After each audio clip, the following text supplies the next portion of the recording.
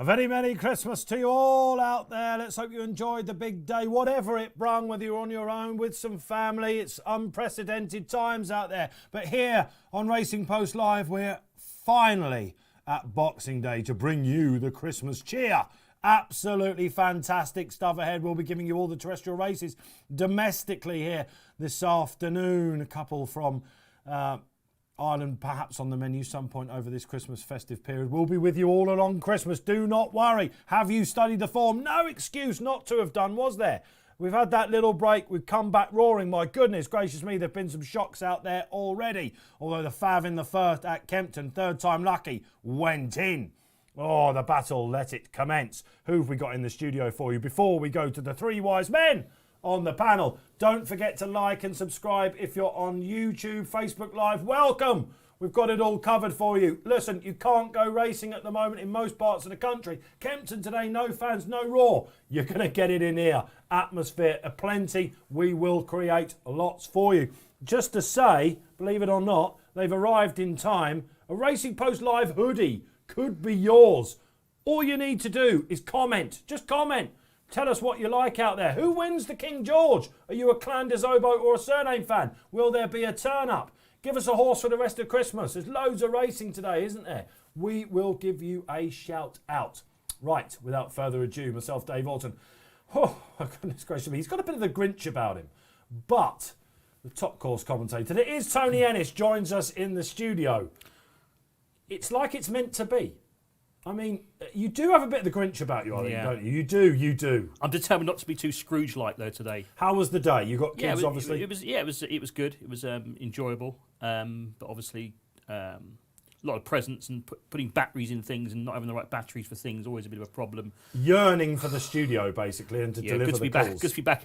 That's it. And you got some strong opinions today as well, haven't you? Yeah, I do. I don't fancy Surname. I know you think otherwise in the King George, but I mean, what a great race it is, isn't it? I mean, I've got to say, I was there 30. I know I don't look old enough. I was there 30 years ago today to cheer home Richard Dunwoody in Desert Orchid, his fourth King George. You don't look old enough, no. Yeah, you were standing at the final fence. That was the place to go, wasn't it? Yeah, Corto Star, of course, 5 times he won this race. Unprecedented. It's been a great race, isn't it, down the years? Yeah. And we've got a horse today looking to do it for the 3rd year in a row. Yeah, the ground, it looks like it's riding pretty lively there. We'll get to that at Kempton, of course.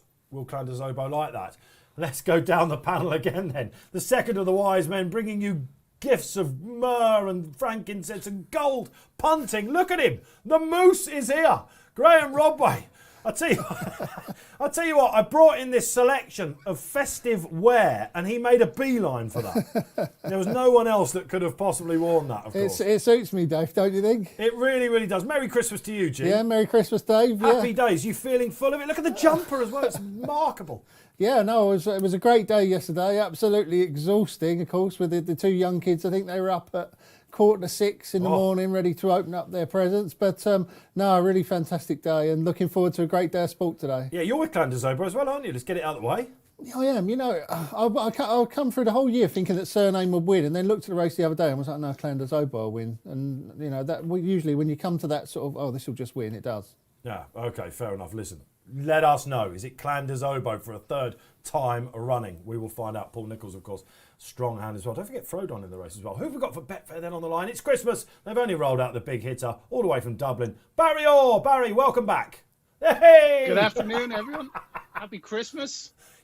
I'll tell you what, if you saw our epic Royal Ascot coverage, you would have seen Barry. He was in full attire. He put us all absolutely to shame. And he's had to scramble around to get the festive hat, but you found one. Look, it's fitting.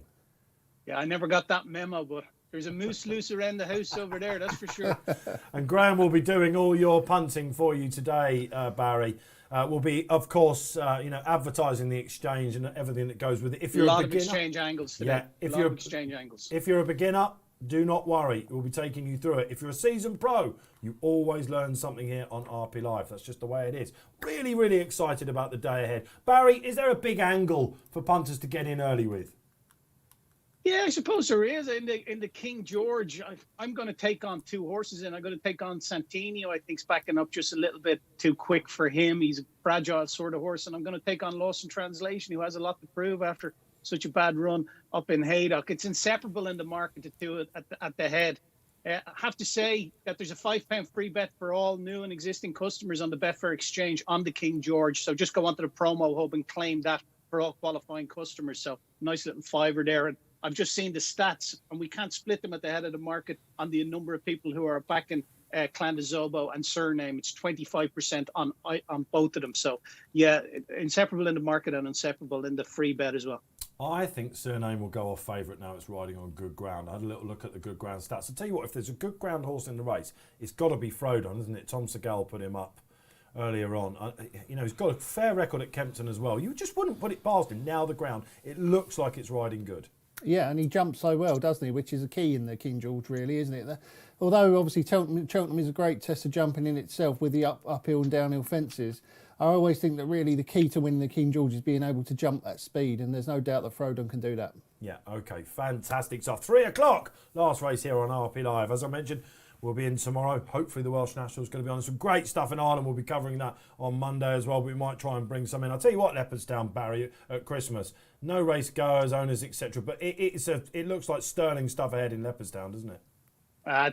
For me, it's the festival of the year over here. It even trumps Punchestown. It just gets great crowds, as it should. It's fitting of Leopardstown, which is, it's the closest racetrack to the biggest population on the island of Ireland. And it's always a great roar there for the first race, as I'm sure they get in Kempton. But yeah, it's a big pity there's no one there. But it hasn't dimmed the quality of fare. There's some class horses, and even as we speak, the favourite for the Triumph Hurl is running up there at the moment. So yeah, a lot of decent action up there. Xanadir, of course, the Xana here, who Barry's referring to. If you fancy something in Ireland, let us know. The panel will give you their views on that, of course. Let's get the market up for the first race, shall we? Let's get on with business. 1:15. Traditionally hot novice handicap this. It has seen some festival handicap winners. No festival handicap, of course, in 2021. Whatever your views on that, these guys are going to have to go in against the big boys. Wide open, Barry. Yeah, it certainly is. At the moment, we're looking at Alnadam is 6.9, 6.6 Summit Camus. Hold the Note's been very popular at 7.8. And Killer Clown, that's what I like in the race I for Emma Lavelle and Adam Wedge. So I'm going to ask the Loose Moose there to get the action done early, and let's get our bet on nice and early. Just kicking off with a simple task. We're going to have 50 quid win in the place market on this Killer Clown. So just the three places. He's 8 lengths behind the favourite, Alnadam and Sanday, and Alnadam's gone up another £8 for that. But I think there's plenty of fat left in the mark for Emma Lavelle's charge. That was a real step up on what he's already shown over hurls, and I think there's definitely more to come from him. Just at the prices, I thought that looked to stand out. So Killer Clown, I can't see it out of the first three, really. Surprising he's not one under rules yet, and it's a bit surprising the handicapper dropped him £1. It's a £9 better off, yeah. I thought Alnadam, they'll fancy their chances, won't they? The Skeltons, by the way. They've got Shamblu coming up in the next race, the Corto Star Novice. But Alnadam, this chap, he did look like a bit of a powerhouse. What I like about him, he's got a really, really good attitude. However, I am worried about the ground for him, and yeah, I think he opened up at 11-4 with the books, didn't he? So he's all the way out now. Very easy to back indeed. So you've got time to react. The clown, the Killer Clown for Barry all out there. Let's go down the panel. Graeme Rodway, how did you see this opener playing out? Yeah, I've actually backed Son of Camas for Nicky Henderson. Just a couple of things caught my eye with the horse. Last week, was it at Ascot, when Nicky Henderson threw All Art, was it called? All Art? Allart. Yeah, one of those. All Art, Allart. Yeah, he threw that in a grade 2 or grade 1, or it was a good race anyway. Grade 2, not the Reynoldsdown, that's the one they run. It's sort of like the Noel Novice's Chase. That's what it's called, the Noel Novice's Chase. The Noel. Yeah, and he threw that in against Fiddler on the Roof. It was a grade 1 horse, and I thought, what's he doing here? And then early in the race, the horse wasn't jumping that well, but didn't it win well, All Art? And I just think to myself, Nicky knows what he's doing. He loves a bit of Kempton, don't he? And why would you throw Son of Camas in this race first time out over fences unless you thought he was fairly good? I mean, he could have gone to anywhere and picked up a nice easy race. And let's be fair to Nicky. He's not shy of going to Taunton and picking up one at 1-4 or 1-5 just to get a bit of experience under his belt, is he? So the fact that he's throwing Son of Camas in here in this really hot race at one of his favourite tracks, Kempton, I thought that might be a tip in itself. I read the stable tour, Racing Post stable tour, and he was very complimentary about his potential for being a top class chaser. He said he could be a top-class chaser, basically. He's long been an extremely well-regarded horse. It hasn't all been plain sailing with nothing, and he does want more top of the ground than bottom. If you remember, he was half fancied to beat Fiddler on the Roof in last year's Tolworth Hurdle. That's about right. This time last year, wasn't it? So, or in January even. So he just got bogged down. He then went, of course, and ran behind Envoy Allen. It was 50-1 shot there, and on his return, the ground had turned at Cheltenham. It was a price thing for me. I just thought he was getting skinny enough now. Tom Segal put him up as well, isn't he? I think Yeah, I mean, what is he second favourite now? Yeah, I mean, obviously, I was looking at this race a few days ago. He was double figures, I think, at the time, and yeah, Seagull's got stuck into him and all of his followers. But yeah, nevertheless, I still think he's a fairly decent bet. Yeah, you can see him bouncing off the ground. Enzo. Yeah, I think he's short enough though, isn't he? Son of Camas now in the market. What is he, sort of 6-1? I don't know. I've just got doubts about him. Wind surgery, pulled up. Just not enough there for me to back him. Here comes the Grinch. Here comes the Grinch. I think Al Nadam's going to win it. I watched that Sandown race again this morning. He travelled so well that day, jumped well. I can't have Killer Clown getting anywhere near him, even off better of the weights. I think Al Nadam looks like he's really progressive. I think he'll win. I think, was he 5-1 at the moment, 6.0, I think. It's by Polyglot out of a Rosellier mare. The Rosellier stamina, of course, a big stamina source. I like his attitude. I really, really do. But there was a favourite in that race. I don't know how you think about it, guys, but whenever a favourite flops in a race and something wins quite impressively, I always hold it slightly against the wind. I don't know if that's right or wrong. But it's a bit of a G-Rod stat, that, isn't it? But Venetia Williams had something in there. The Polyglot influence on this horse is loads of heavy ground, soft ground, if you look at his stats. He's yet to run. I think they've kept him away from lively ground. Bit of a question mark there for me. I like Hold the Note, a horse that seemingly has forgotten how to win. In this race last year, he was a 7-1 shot, and he got absolutely mullered by something that fell, hampered and pulled up. Forget that. I think on this good ground, Tom Scudamore on, he'll go nearly from the front. I think, yes, he's top weight, but this is a race I can see him coming in. He's back in handicap company. He was just touched off by Imperial Aura, wasn't he, of course? It was a pretty good run at Cheltenham, wasn't it? Was it Imperial Aura and Imperial Aura won it, wasn't it? Hang on a sec. There was a good horse in second and he was third. There was. Cheltenham it Festival. was, of course, Galvin. Yes, Galvin, yeah. There you go. We got He's won, what, 4 times, 5 times since, hasn't It's he? Hold the Note for me, for Mick Shannon, who's got a really, really good record in this race. So, look, there's a range of opinions for you, tactics-wise. I guess, I don't know, Mr. One More is interesting, isn't he? Barry, Mr. One More for Harry Fry won this with Hell's Kitchen a couple of years ago for JP McManus in these colours. He's been friendless in the market, isn't he?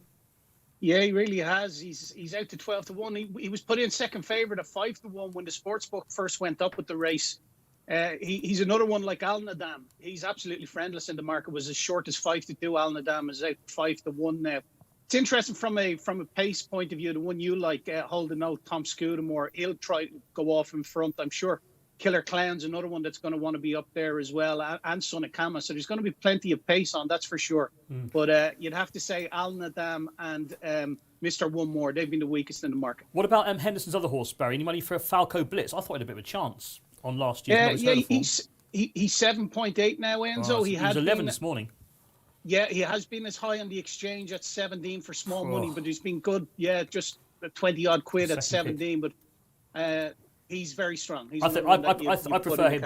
I think he'll be Henderson's main one in this. I think he'll finish in front of Son of Camas personally. That's interesting. He's another one that doesn't mind to be up with the pace either. So yeah, it's going to be plenty on here, that's for sure. They're harrying around for the start, then the flag is up. I'll go to Tony Ennis. Good luck on the 1:15. The opener for us here on RP Live on Boxing Day. It's going to be lively stuff. Will it be eventful? I imagine so. Off we go then for this 2 mile, 4.5 furlong Novices Limited Handicap Chase. Plenty of front runners in the race. It's Get a Reason who's up there early on, the second colours of Mr. Sullivan, but up on the outside as expected. Hold the Note, and they've all jumped the first all right. Favourites towards the inside, Al Nadam. He's going all right this stage, just trying to settle Harry Skelton, the orange and dark blue. Racing just off the pace is Killer Clown. That's a bit wider out, jumping there. Al Nadam got a bit close to the inside there. He was done no favours by Get a Reason jumping across him. And now Hold the Note's gone on. Tom Scudamore is going to bowl him along in front, and he leads to Mr. One More, who's racing quite freely up on the outside of Get a Reason. As they jump that one, Son of Camas is towards the back with Falco Blitz, and also towards the back is the Ben Pauling horse, Ostrat Lenoir, in the green colours towards the back. But up front is Hold the Note, as we thought would be up front, and is jumping well enough at the moment. To his outside is Get a Reason. The big guns, Al Nadam sitting in behind in about 5th place at this stage, going all right early on. Falco Blitz is dropped in, and Son of Camas is towards the back as well. Not sure what the early market is saying. Let's go to Barry and find out after 4 fences.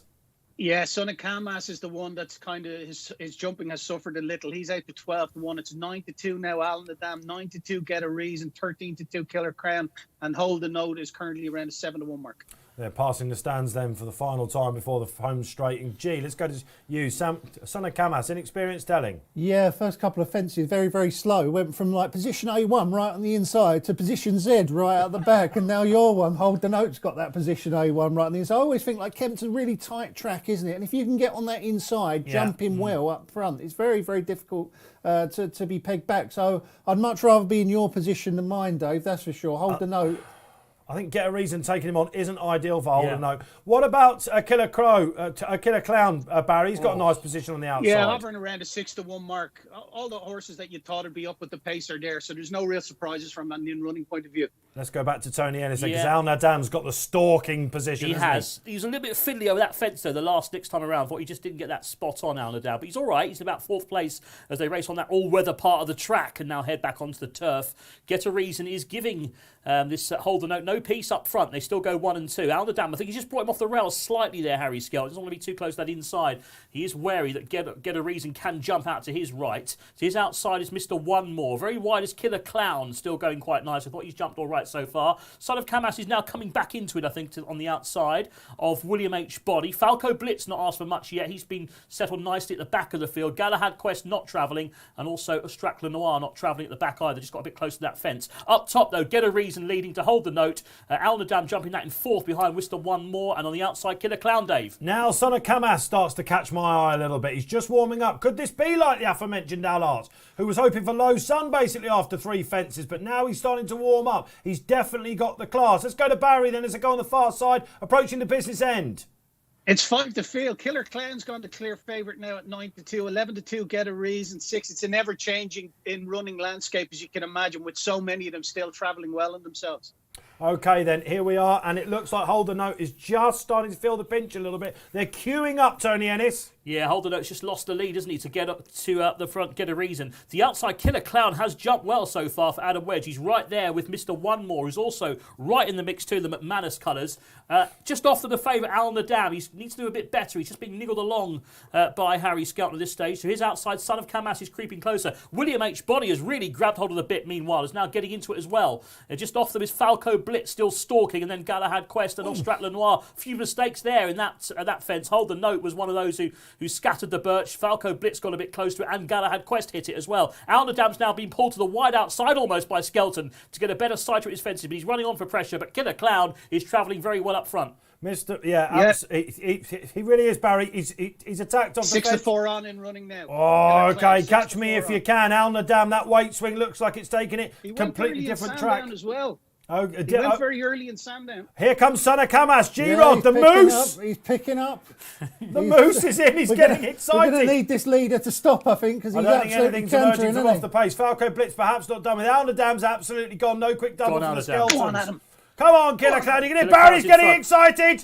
Falco Blitz is running on a bit. The Henderson pair are trying to come at this leader. I think Falco Blitz might be the danger, but Killer Clown's still clear. 2 out. Killer Clown by 3 lengths. Oh, he's to Falco Blitz and Son of Camas are 2nd and 3rd. Can the Clown get home? He's got 1 to jump. Falco Blitz is after him. He's laughing at them. He's got 4 lengths to find. Son of Camas back in 3rd. It's all Killer Clown. Just got to jump the last. He's winged it. Falco Blitz is 2nd. Son of Camas back in 3rd. The Henderson battalions have got no answer. What a Barry. Killer Clown reverses that Sandown form with Al Nadam in no uncertain terms. Falco Blitz, I thought, ran really well in 2nd.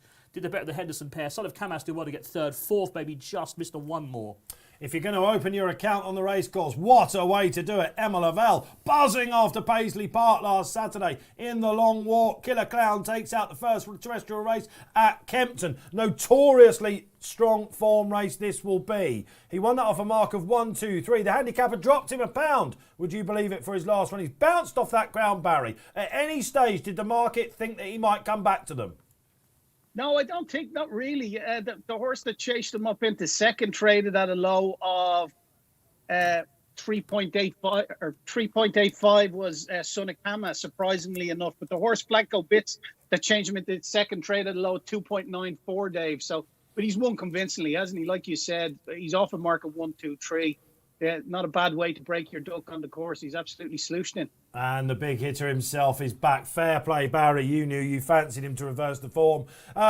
So we're punting for charity, of course, Barry, aren't we? Especially at this time of year. We've been looking at the Burrow 7 for Rob Burrow, the ex-rugby player, of course, in his fight back against motor neuron disease. We're happy to stick with that one. His check has just been bolstered a little bit.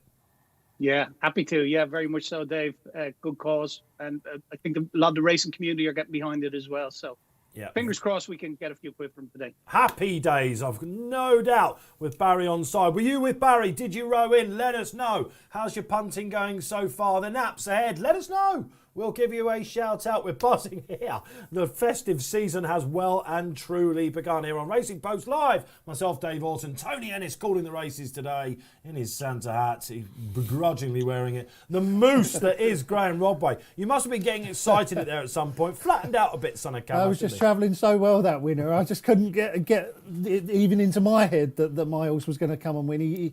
Didn't he jump the last well, that winner? Yeah. You know when you see horse go into the last like that and you see him just wing it like that, it tells you just how much that horse had in hand. I think that he still had loads left in the tank, Killer Clown. Big winner for Adam Wedge, of course, who'll be riding, hopefully, fingers crossed, it's on the short price favourite for Evan Williams in the Welsh National tomorrow as well. What I like about Adam Wedge, though, he just sat, didn't he? I think he was laughing at them a little bit, the Clown. But let's have a look at some of the previous winners of that race. And I mean, Glenn Forster, of course, won it in 2018 before he went on to much better things. Rajani Express. I mean, you've got to be looking towards the festival plate now with a horse like that, haven't you? Yeah. It's always a good handicap, isn't it? And I think that there was like 6.2 was the Betfair SP of the favourite, Alnadam, and then there's like 7.7, 7.9, 7, 7.9. So the market had it really competitive. It looked really competitive. I think coming down the side of the course at one point, there were like 4 or 5 jumping at the front altogether. And look at the way that the front two, I mean, certainly the winner and the second, there's huge distances.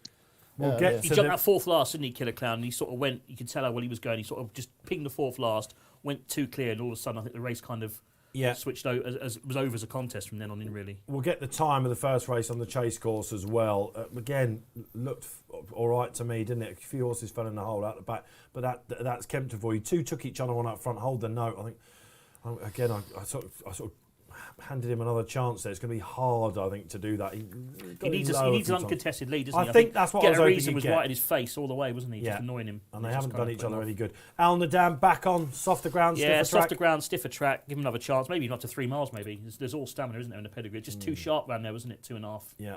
I wonder if Killer Clown might have a look at what used to be called the Racing Post Chase, of course, the handicap in February as well, back at Kempton. When you become a bit of a Kempton specialist, then it's a strong, sort of armour to have, isn't it?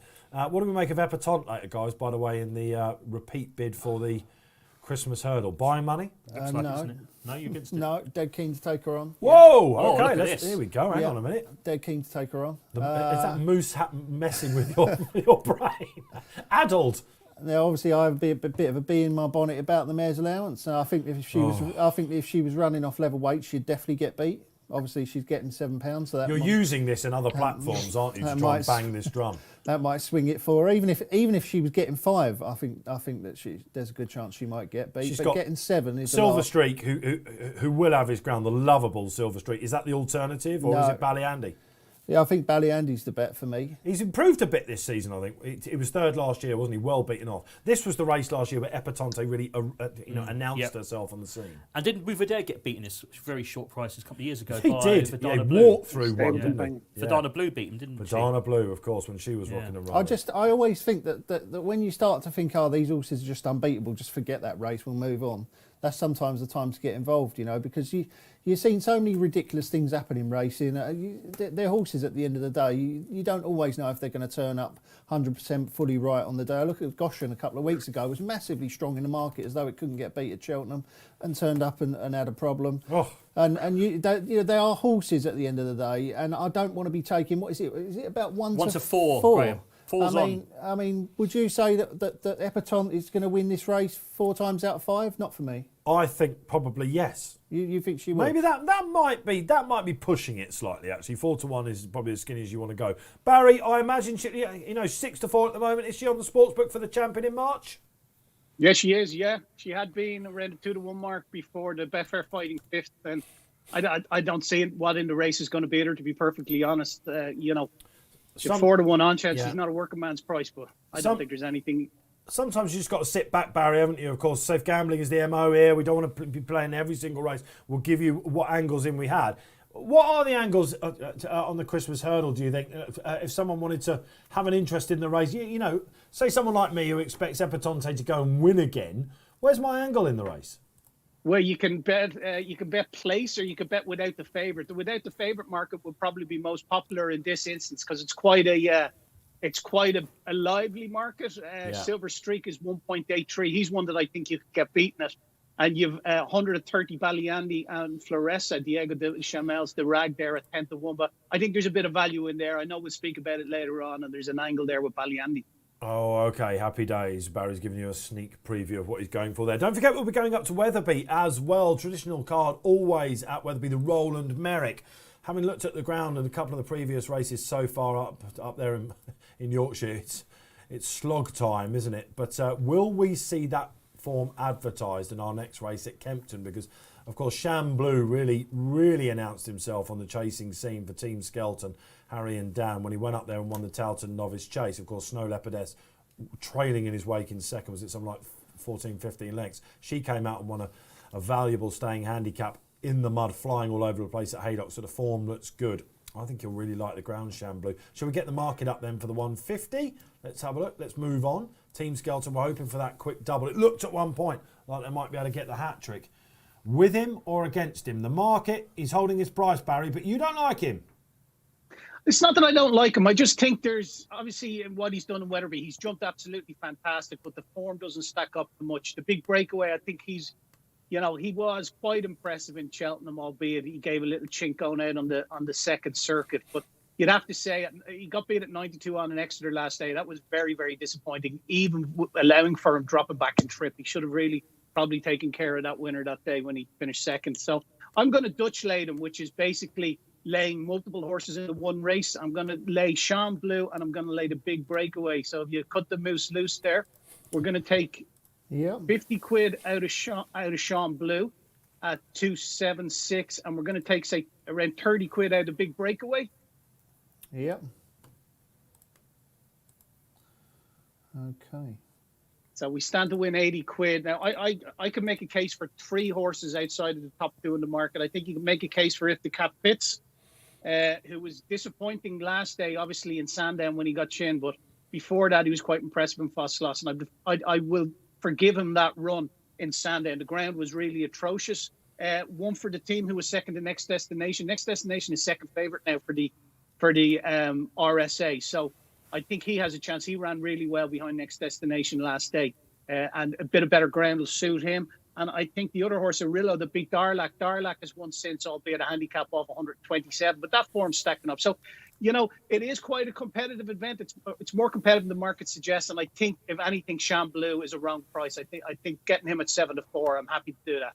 The fact you've got Golan Fortune, Barry, is a 40-1 outsider, having won on his Chase debut, a horse that can win Cheltenham handicaps at this time of year. It does show it's a warm race. I think it will be massively informative as well. Okay, Barry taking on the first pair. What are you going for? Are you with Sham Blue? How's he going to act on this lively ground? He's by Shan too. They seem to like it. Although the form book suggests he's got a little bit to prove on that front. Let us know. The hot pot of the day, the first of the Grade 1s, here for us on Racing Post Live. Graeme Rodway, how do you see this playing out? With Barry or Fav Win? No, I'm with Barry. I was going to say this about the last race. I should have done, really. Now that he's got beat. Al Nadam and Sham Blue. I just have a Rodway theory generally about Skelton horses. I tend to think that they're a bit bully boy. Right. They're very good bullying lesser opposition, and when they come up in grade, they often come up short. Right. Whether the stats bear that out or not. But I've just have that feverishly. People are crunching the numbers out there. It's a bit like your grey theory, isn't it? That a grey horse jumps better than any other type of coloured horse. It turned out you were completely wrong, didn't it? They're actually the bottom of that pile. Chestnuts are right at the top, by the way. It turned out that I was completely wrong, but like on the next day there were about 3 or 4 grey winners, just to give my theory some sort of credence there. But I'm sure there'll be people out there who have to crunch the numbers or whatever. They will undoubtedly. It's all very boring. It's much more interesting if you just come up with these theories. Are you a bit of an instinct punter then? Because you put up Not So Sleepy, didn't you, in that Betfair handicap at Ascot, and most people thought you were a little bit mad after what he'd done in the fighting fifth, and he had all that weight on his back, and he absolutely goes and takes it out at 20-1. I hope you upgraded your Christmas Day cheese board after that. Yeah, that was nice actually, but I don't know. I try to sort of keep away from all the talk, you know what I mean, and just sort of have my own ideas about the game. But anyway, I'm against Chamblou for that reason, and.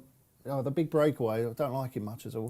He's one of those, isn't he? No, I'm with you. I don't rate him. I think he's such a disappointment. I think he looks soft to me. That people are thinking about him like he's only a 5-year-old now. It's remarkable, isn't it? It began in the Ballymore, didn't it, or the Neptune behind NYLM when I thought he was the one that would really put it up to that. I was so impressed with him. But we thought maybe it was a babyish thing, a mentality thing with that day.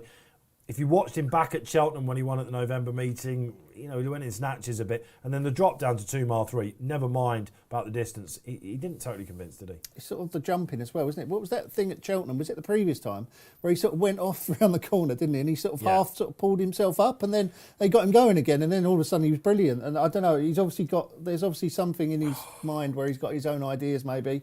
He's always got loads of talent, but I'm not sure about him. So, Emrilo's a good price, isn't he? Well, he'd like the ground, wouldn't he?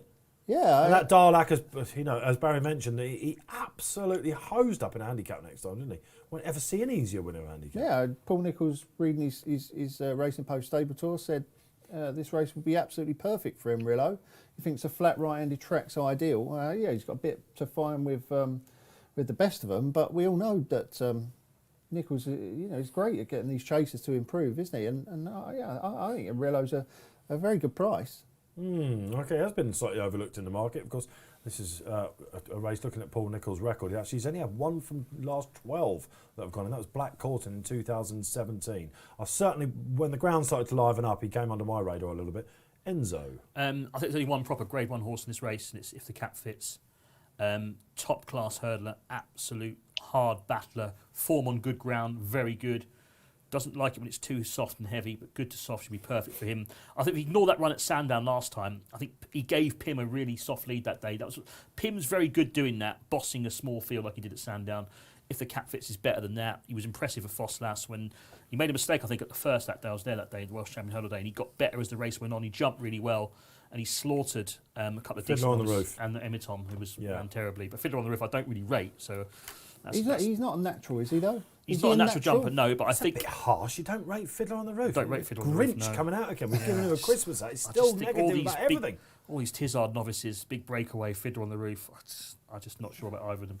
So I'm all over If the Cap Fits. Chamblou, we don't know how good he is, do we? That's the thing. I'm surprised that I'm the only one on Chamblou. I looked at Chantou the Sire. He's got some great quick ground form, and that was my slight worry for him. I think he's one of these skeleton horses that we're going to see more of in the next couple of years. That, as good as they are over hurdles, with the that operation down there. Now they can jump. They must have a lot of chestnuts, I imagine, G. But they have got some serious jumpers. Kaluki's going to lead, isn't he? That's going to be the pace angle. Kaluki, he's not a very good jumper, though, is he? Kaluki? He left it behind at Newbury, didn't he? They backed him heavily. I backed him that day. But when he won, he made several mistakes as well. That was the next destination form that Barry's mentioning. He doesn't jump well enough for me. He's quick and you'll like the track, but his jumping was being iffy the last twice. They've gone for an 8-year-old. Yeah. 2 8-year-olds have run in this in the last 10 years. One has placed. The only Grade 1 horse in the race. Is, right, more interesting, I think, than for this race, is he going to go on and become that top-class Gold Cup horse for the Skeltons? Because they haven't had one really yet, have they? They've had a bunch of good horses, but like I keep saying, when it comes to the absolute top table, they've won a few big handicap hurdles and stuff like that at Cheltenham. But unless I'm being a bit harsh... He's not been going that long, no, he's only going about 5 years, isn't he? Yeah, I know it takes time, and maybe this could be the one, and there's one of John House's, isn't there, that is a novice that he's hoping will be a Gold Couples... Protectorate. Protectorate in a couple of years. And he must be hoping that this is going to be the one that goes on to become a Gold Cup horse, because we've seen it with Nichols in the past, haven't we? You know, he wins this race, then they go on to become top class races. Was it Long Run won this race and then won the King George? So it is a race that does throw up a top class horse, and this is he must be a bit nervous. I'd have thought, Dan Skelton coming in here. We could do with a serious performance in this race, actually. If you look down that roll call of Honour, Grand Cru 2011, Dinast again for Team Pipes. The only 5-year-old that's won that in the last 10 years was Anna Cottage. You remember it was 12 to 1 for Martin Keatley. Big breakaway, the only 5-year-old in it. Then you had Coneygree, of course, for subsequent Gold Cup winner. T for 2, Grade 1 winner as well. Royal Vacation, Black Court, and Labago War. Now that was a good year, wasn't it? With Santini in top of the game. What did you make of Santini? This is his first trip back to Kempton since that. A bit of a surprise, isn't it? And Slate House last year for Team Tizard as well. So we could do with another worldie coming out of this, I think. I don't know. I've got a feeling it might be Chamblou, but then I was expecting him to drift a little bit. How's the market looking as we approach the race time, Barry? Yeah, it's 2.80 now, Dave, Chamblou, and 4.6 the big breakaway. So they're both teetering around that. If the cap fits, is still a 9-2 chance, 7-1 El Rillo. Cool Look is a 14-1 chance. One for the team. That's what I like. And if I was backing something in, I'd laid the front two at the head of the mark. But if I was backing one in at just at the price, I thought one for the team represented a bit of value. 19.5. So just a little over 18-1 on the exchange and the win mark. Okay, thank you, Barry. Let's get some social media comments in then for the first time in this festive season. Kicking off the show, social media-wise, Jason S. Good to have you on, Jason. Chamblou to win by more than 3 lengths. Happy days weighing in with that. I'm hoping we see something special here as well. Dylan Maguire, Chamblou all the way. There's a bit more love for the favourite out there now. Commander Von Roerick, long time since we've seen a message from you, my friend. I like Enrillo with Harry on board each way. Yeah, Harry Skelton, of course. And, of course, not the only Harry in this. Harry Cobden rides Enrillo. And I was saying last week that I think, I don't know, were you watching, was it Wincanton? Or was it Huntingdon the other day? It was Huntingdon, wasn't it? There was a bumper. And it was a really close finish. And a Nichols horse justified odds on favouritism. Silver Forever, I think it was. It looked beat all the way up the home straight. And he forced its head back on the line. Sometimes these jockeys at Nichols, they can get, a little bit accused of riding, or driving a Rolls Royce, for example. And then when they have to sit in a lesser car, I won't go into any models out there, but lesser cars, and they come up short a little bit in the saddle. Harry, for me, if he wants to go for the champion jockey, it's there for him. I love Brian Hughes. I think, I really hope he wins it this year, so he doesn't just have that one championship with the asterisk next to his name when the season was cut short. I think we've seen Brian at his absolute best last couple of years, fully deserving of it. But Harry Cobden, for me, is the next superstar. He's very good, isn't he? At the top level, do you think there's a jockey that is outstanding above anyone else right at this point, riding now? When I look at the list of riders now, including in Ireland, obviously with Ruby now gone, retired, and Barry Geraghty now retired. I think the new team, Harry Cobden's the obvious one. I think young John Joe will be right up there as well. I think he's that good. I think he's got the temperament. I think he's very strong. I think I watched him win on a horse of John Joe's a few weeks ago. I can't remember which it was. It was the nearest thing I'd seen to McCoy for a long time in terms of his determination and strength. Is that right? That kind of really getting after a horse. I think Harry Cobden's got that about him as well. He has, but I think John Joe and Neil Jr. will be good. I think Jack Tudor will be a good jockey as well. Mick Fitzgerald always says to me that Jack Tudor is the one of the young Barry's man through as well. That he's already shown us. He's already won a Welsh National, isn't he? And so. Yeah, he's very good, I think. I think we'll be sitting here in 5 years and it'll be Cobden. He could win a Grand Joe, National, Jack Tudor. He could be on Potter's Corner. Yeah. The virtual winner, of course, who's bidding to follow it up. Oh, yeah. Actually backed that winner, Potter's Corner. It's probably the last Grand National. Well, what's the last Grand National? Everyone keeps telling me they backed the virtual winner. I was on the second. Unbelievable. James Best. Yeah, well, what was the one that fell? Oh, ASO, the wasn't Venetia it? horse. Yeah. And of course it came to grief in the Beecher as well, didn't it? So they were spot on there, I think. Okay. All right, we digress. Great to have you out there watching RP Live. We know you're out there loving the feedback. Listen, honestly, it is disappointing, isn't it? If you go back and listen, if you're watching RTV or something like that, showing the replays of the King George over Christmas, when we had that downtime and you're twiddling your thumbs and you're looking at more form and numbers than you could possibly imagine. Some of the roars, if you remember that Vitor and Q Card finished when Paddy Brennan somehow got Q Card up to beat Vitor, who looked just like imperious, didn't he, for most of the race. Yeah. And actually that finish for me, it wasn't just the roar that we're going to miss. That finish for me highlighted what a stayers race it has become. Yeah, it's a race that catches out non-stayers. I mean, It you does. were saying that before about it being the ground being quicker today. But I mean, look at horses like Azertiop that totally found him out when he tried 3 Is miles. this why you don't like Surname? Because you just think he's going to come up short standard-wise again? I know he won the 3-mile race last time at Wetherby, but I still don't think he stays 3 miles. The Charlie Hall, which is often a gruelling test, it was a bit of a sprint. But he looks back to his Imperious person. He does stay, and if you're going to stay around Wetherby... I watched race last year's race. He went like a light, didn't he? Went 2 out last year. I think he's a different horse this time. I do. No, I don't I think think he's a we saw first-time out horse as well. I think first time out at the time back Surname. I think his season might as well just end after his first run of the year because he's so good first time And he out. doesn't have that big race, on his CV at the minute. Not really, does he? He's won a couple of Ascot races. Not at all to dumb that down, but... He I don't think we saw the real Surname, did we, last year? No. That's for sure. Yeah, I'm Aberration hoping Ascot today after that we do see. I think Harry Cobden the other day was being interviewed on RTV, and he was saying, how someone asked him how was Surname, and he said, he almost ran away with me on the gallops today. He said he wouldn't have done this time last year. So we're expecting to see the real Surname today. Is he going to be up to it? I was sent a little bit of a coverage of him going up that Ditcheat Hill for the last time. I think it might have been... I can't remember who it was. It might have been Harry Durham that sent it out to a few people to watch. It's since went out on Nichols' media channel. He's absolutely flying. Of course, will that matter from the second last? What do we make of Clan des Oboes' prep? You obviously didn't mind it. I think the fact a hard that race, didn't he, Haylock? He did. He did. A harder than normal. Stop it 2 out. He's absolutely cruising. Yeah, I isn't thought he was we gonna covered win it here on RP Live, and we're all saying Clan's going to win. Clan's going to win.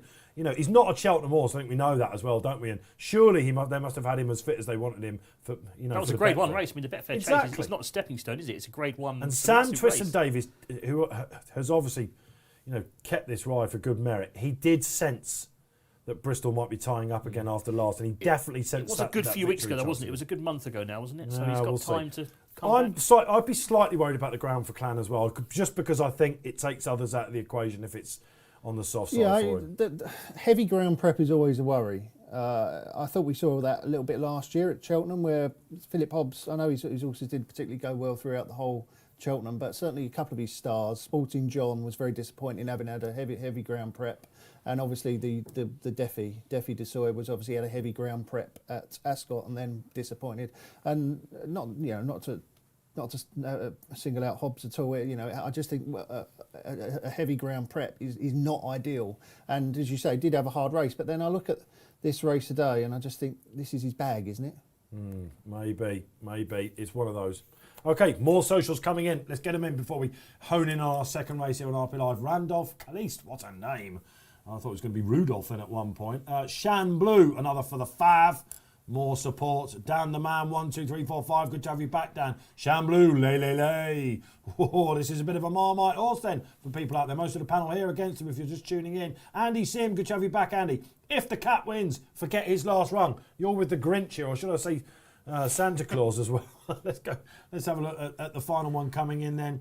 Mally Draycott. Mally, good to have you on. This is the day Shamblo proves he is Grade 1 class. I agree. I think he is a Grade 1 horse in the race as well. Weighted double. It's going to be fantastic, isn't it? Let's get into it then. The nitty-gritty of it. Talk about the tactics. Who might go short in running? Who might drift out? Let's get the market up on screen. Barry, around about 2.88, I can see. Yeah, 296 now, Sean Blue. Ooh. So, real drifter, out to nearly 2-1 on the Betfair Exchange. 4.4 the big breakaway. So, small few quid for him. He had been trading around 4.8. 5.2 if the cap fits. Very steady at that. And Rillo is steady at 8.6 as well. I suppose, I think Enzo alluded to it earlier there. Kaluki's going to go off in front, isn't he? But the other two are going to be prominent as well. Sean Blue and the big breakaway. They'll be close up with it. I'd expect everything else to be played late. Interesting stuff. Yeah, okay, so Shamblu, they're definitely going to let him on. The tactics on the big breakaway, perhaps out of any horse here, are going to be the most interesting for me. I put him up as one of my big hopes to follow this season. I haven't given up on him, but it hasn't been what I've been expecting the last twice. So 3-1 for me does look a bit short. Enrillo is the one I think is overpriced. A word for Kaluki if we can, and some of the others. Kaluki, I backed him last time at Newbury. Makes Walked mistakes. through the cost. Even when he won, I thought, how's he won that race? When he won the time before that, when I think didn't won for the team unseat in that race. Yes. And then last time out again, he just went out there, didn't he? When the next destination went past him. He's a horse that has been waiting to jump a fence. He's got a lovely, lovely engine. I just wonder if we could be looking at some top handicap winners in here, in one for the team, who Barry quite likes. I wonder whether he might... He's either one for the 4 miler in my mind, or he's one for the Ultima on the first date of the Cheltenham Festival. That's how I see him. Yeah. I think he's going to be one of these horses that rocks up come the festival. He's got all that top class one. I think he is a strong stay. He's got lovely attitude as well. Nick Williams has taken this race out, of course, with T for 2. Okay, well, they're circling down at the start. We're getting nearer. I don't like If the Cap Fits. He's the one that I don't like, I've got to say. Oh, I think he wins. You're having a good day as well, which is mildly annoying. I think he's a class horse. I think forget that run behind Pim at Standard. I know he just wasn't his race. Pim just dominated. He's run one in the rehearsal since, isn't he, up at Newcastle under a massive weight Pim. Yeah, it was a handicap. But same Racing Post rating we gave him that. I think just go back to his Foss last win. He did jump better as the race got on, and I think today's race will be ideal for this strong pace. We're expecting Kaluki to go off in front. Third in the Christmas hurdle here, and didn't he win the maiden on this card as well, or the novice all those years ago? I think the thing is as well is if you sort of took away Grade 1 novice chase and said this is a hurdle race, and you had to price it up and it was a hurdle, If the Cap Fits would be fairly short, wouldn't he? Yes. So then you say, well, he's only got to put in an adequate round of jumping, and then maybe he outclasses them. He'd be a 9-year-old, wouldn't he, next year? So I don't know, 9-year-old winning this race. Ooh, I don't know. His age just a number, perhaps for some people out there. For me, it's a bit of a negative, I think. He's not had that much racing, though, has he? He never has more than like 3 runs a year, does he? He's not like he has 6 or 7 starts every season. He's one of my favourite trainers. Very likely. Harry Fry's a brilliant trainer, and I think he'll have this horse ready for today after that run at Sandown. Okay, so who are we expecting to get on with it then first and foremost? Kaluki, you think they'll just, that's the way to ride him, I think so. I think a big breakaway, I think you might see them let him go, you know. Any last minute moves, Barry, in the market? Favourite back into 7-4 now, 2.78, and the big getaway, the big breakaway is 130. So they're steady enough now to head of the market. Favourite just hardening a little from had been 15-8 towards 2-1 at one stage. We've got the old noseband on the big breakaway today. I don't remember him wearing that before. Do you? That's interesting. No, not off the top of my head. So maybe they're trying something new, keep them interested. This could be the second big winner of the day then for Team Skelton. They took out third time lucky in the opening. I hear he's going for the Betfair, Barry at Newbury. That looks like it's going to be his time. Didn't come off the bridle, did he, today? He'll be one of the favourites, I think, Barry, for that, won't he? Yeah, novices have a really good record in it as well, Dave, as you well know. So yeah, when we price that up, I wouldn't be surprised if he heads the market. We've got Charlie Post joining us in the studio tomorrow. He broke in third time, like he knows all about it. Get your comments in for Charlie Post tomorrow. Joined by Matty Batcher as well, 2 jockeys in the panel. What could possibly go wrong there? Really looking forward to tomorrow. But it's back to the action here then. It is 1:50. It is the Corto Star Grade 1 action here on Racing Post Live. I'm going for Shamblu. If the Cap Fits for Enzo. Enrillo for G. And Barry's taking on the top 2 in the market. Barry got off to an absolute flyer. Keep your comments coming back in. Don't forget, if you want to win one of these hoodies, comment between now and the 29th, and there's plenty of them out there in the gallery. Let me tell you, the boys are trying to take them home. We won't let them. They can be yours. I imagine they'll be a little bit snug if I put this chap on, but maybe in January that might be different. Who knows? 2021, we're full of hope for it, aren't we? Let's face it. Okay, looking at how they're lining up, it's interesting. I mean, Tom Scudamore, he's only usually got one way of riding, Tom, hasn't he? It's just to crack on, get on with it, get the others out of their comfort zone, if you like. And the time he rocked up at Cheltenham on Sky Pirate, he just showed he can do it absolutely anyway, doesn't it? But it looks like he's going to give Kaluki something to think about, doesn't it? Go down Fortune. I'm just trying to look, Dave, here at the colours of some of these, also see if there's any chestnuts in here, and see, obviously being the best jumpers around in a novice chase. Well, if Kaluki gets round, I'll be surprised. So I'm not sure about your theory in this race. The chestnut in the race, who is the top, he should be the top jumper. That's the big breakaway. Vieux Leon Rouge, of course. Can we say that horse is the best jumper in the country, having successfully negotiated 224 national balances? That's a big call, that, Dave. I think that is a big call. I think it's a right call as well. Okay, he goes for the Welsh National, of course, doesn't he? £12 on his back. Who'd you like in the Welsh National? Get your comments in for tomorrow. We'll preview them. We'll get the other guys' thoughts on that as well. The slog face. The flag is raised over the second. Grade 1 time then. Without further ado, let's get over to our top race caller, Tony Ennis. Named after the 5-time King George winner, the Corto Star Novices Chase is a Grade 1 race, the first of our Grade 1s today, over 3 miles. 3 Grade 1s in the bounce, of course, the King George, the Christmas Hurdle to come today on Racing Post Live. And they're off And Kaluki steadied at the start, so it's not going to go off like a maniac early on. One for the teams up there on the outside. Shamblu has that inside. Harry Skelton, I've watched him ride Kempton. He loves that inside line, especially on the chase course. Very wide out is one for the team, who's extremely wide, along with Golden Fortune. Kaluki jumped the first really well. The Greys can jump. Back in behind is the big breakaway with Enrilo. And just if the cap fits... alarmingly, was a bit slow at the first. Not great. He's beat Barry, isn't he? If the cap fits already. Slow at the second as well. He did this at Foss last. He did the 9.8 on the exchange. That's kind.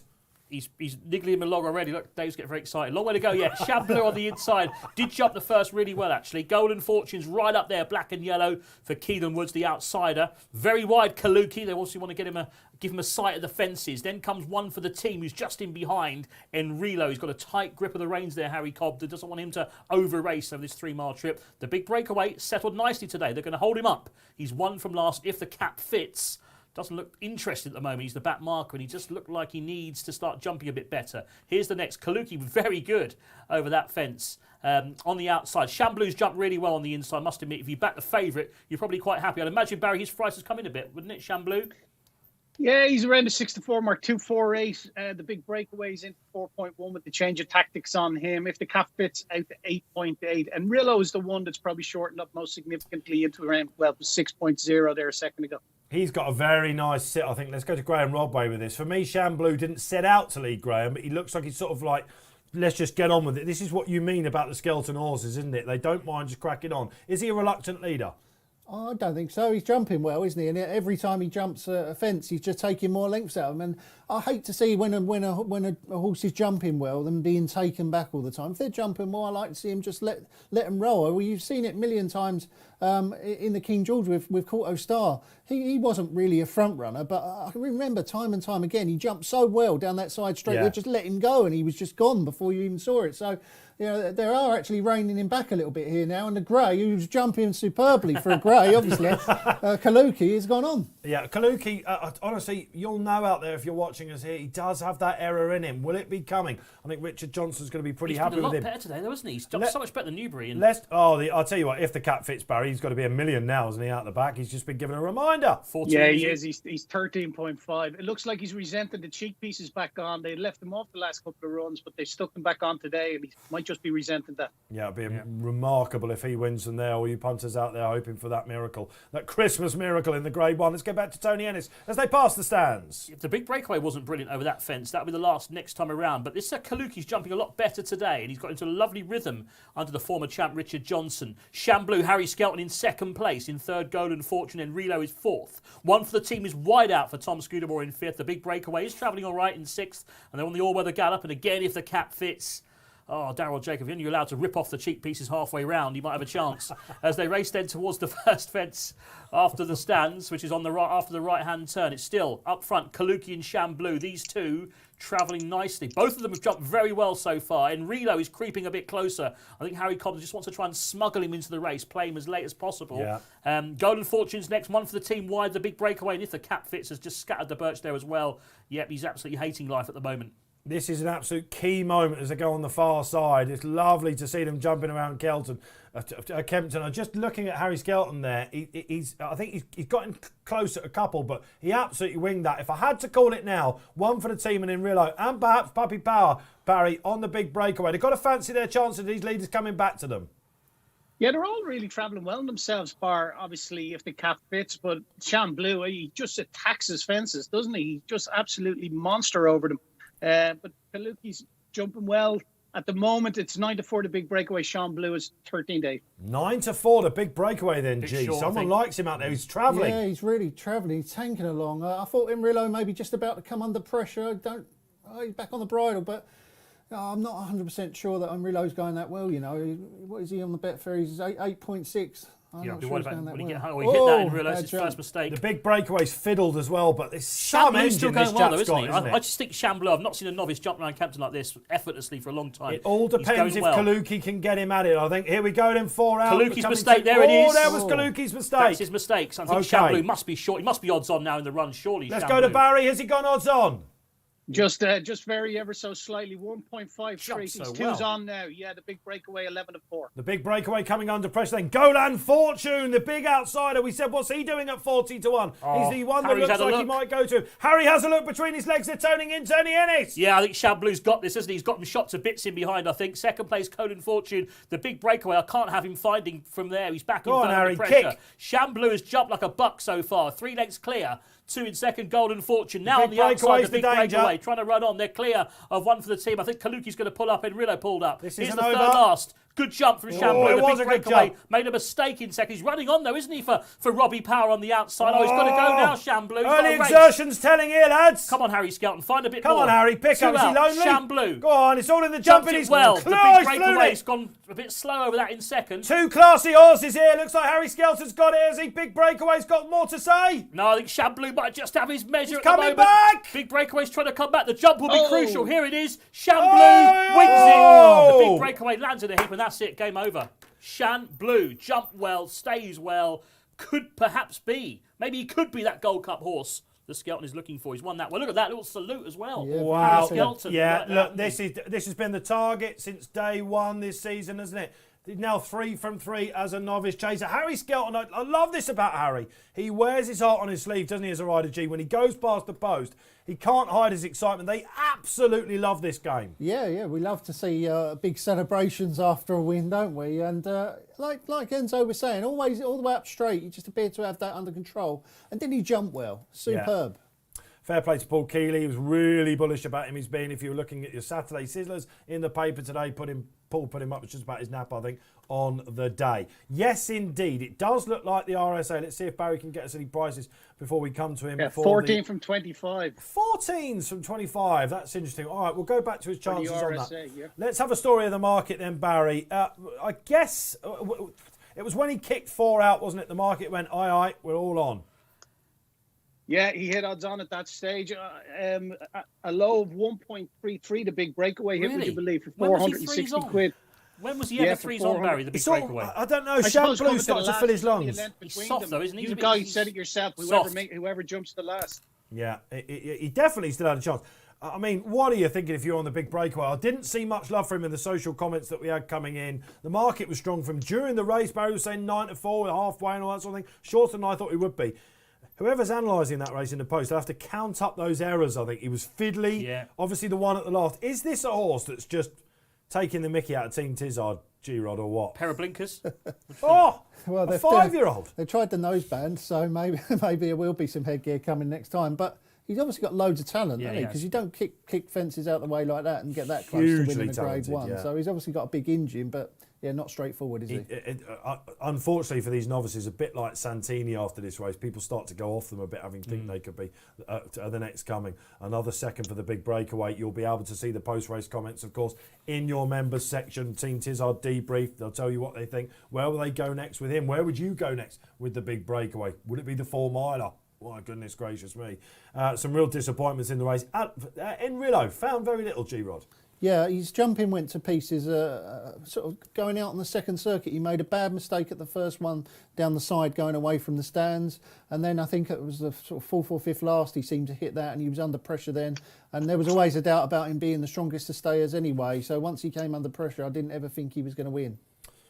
Okay, what about if the cap fits? Let's go to Enzo on this. Oh, as you said, beaten after about 100 yards, wasn't he? I Made a think he mistake at was. the first. Back hurdling? I don't know. Cheek pieces off anyway, but I don't know where would they go with him.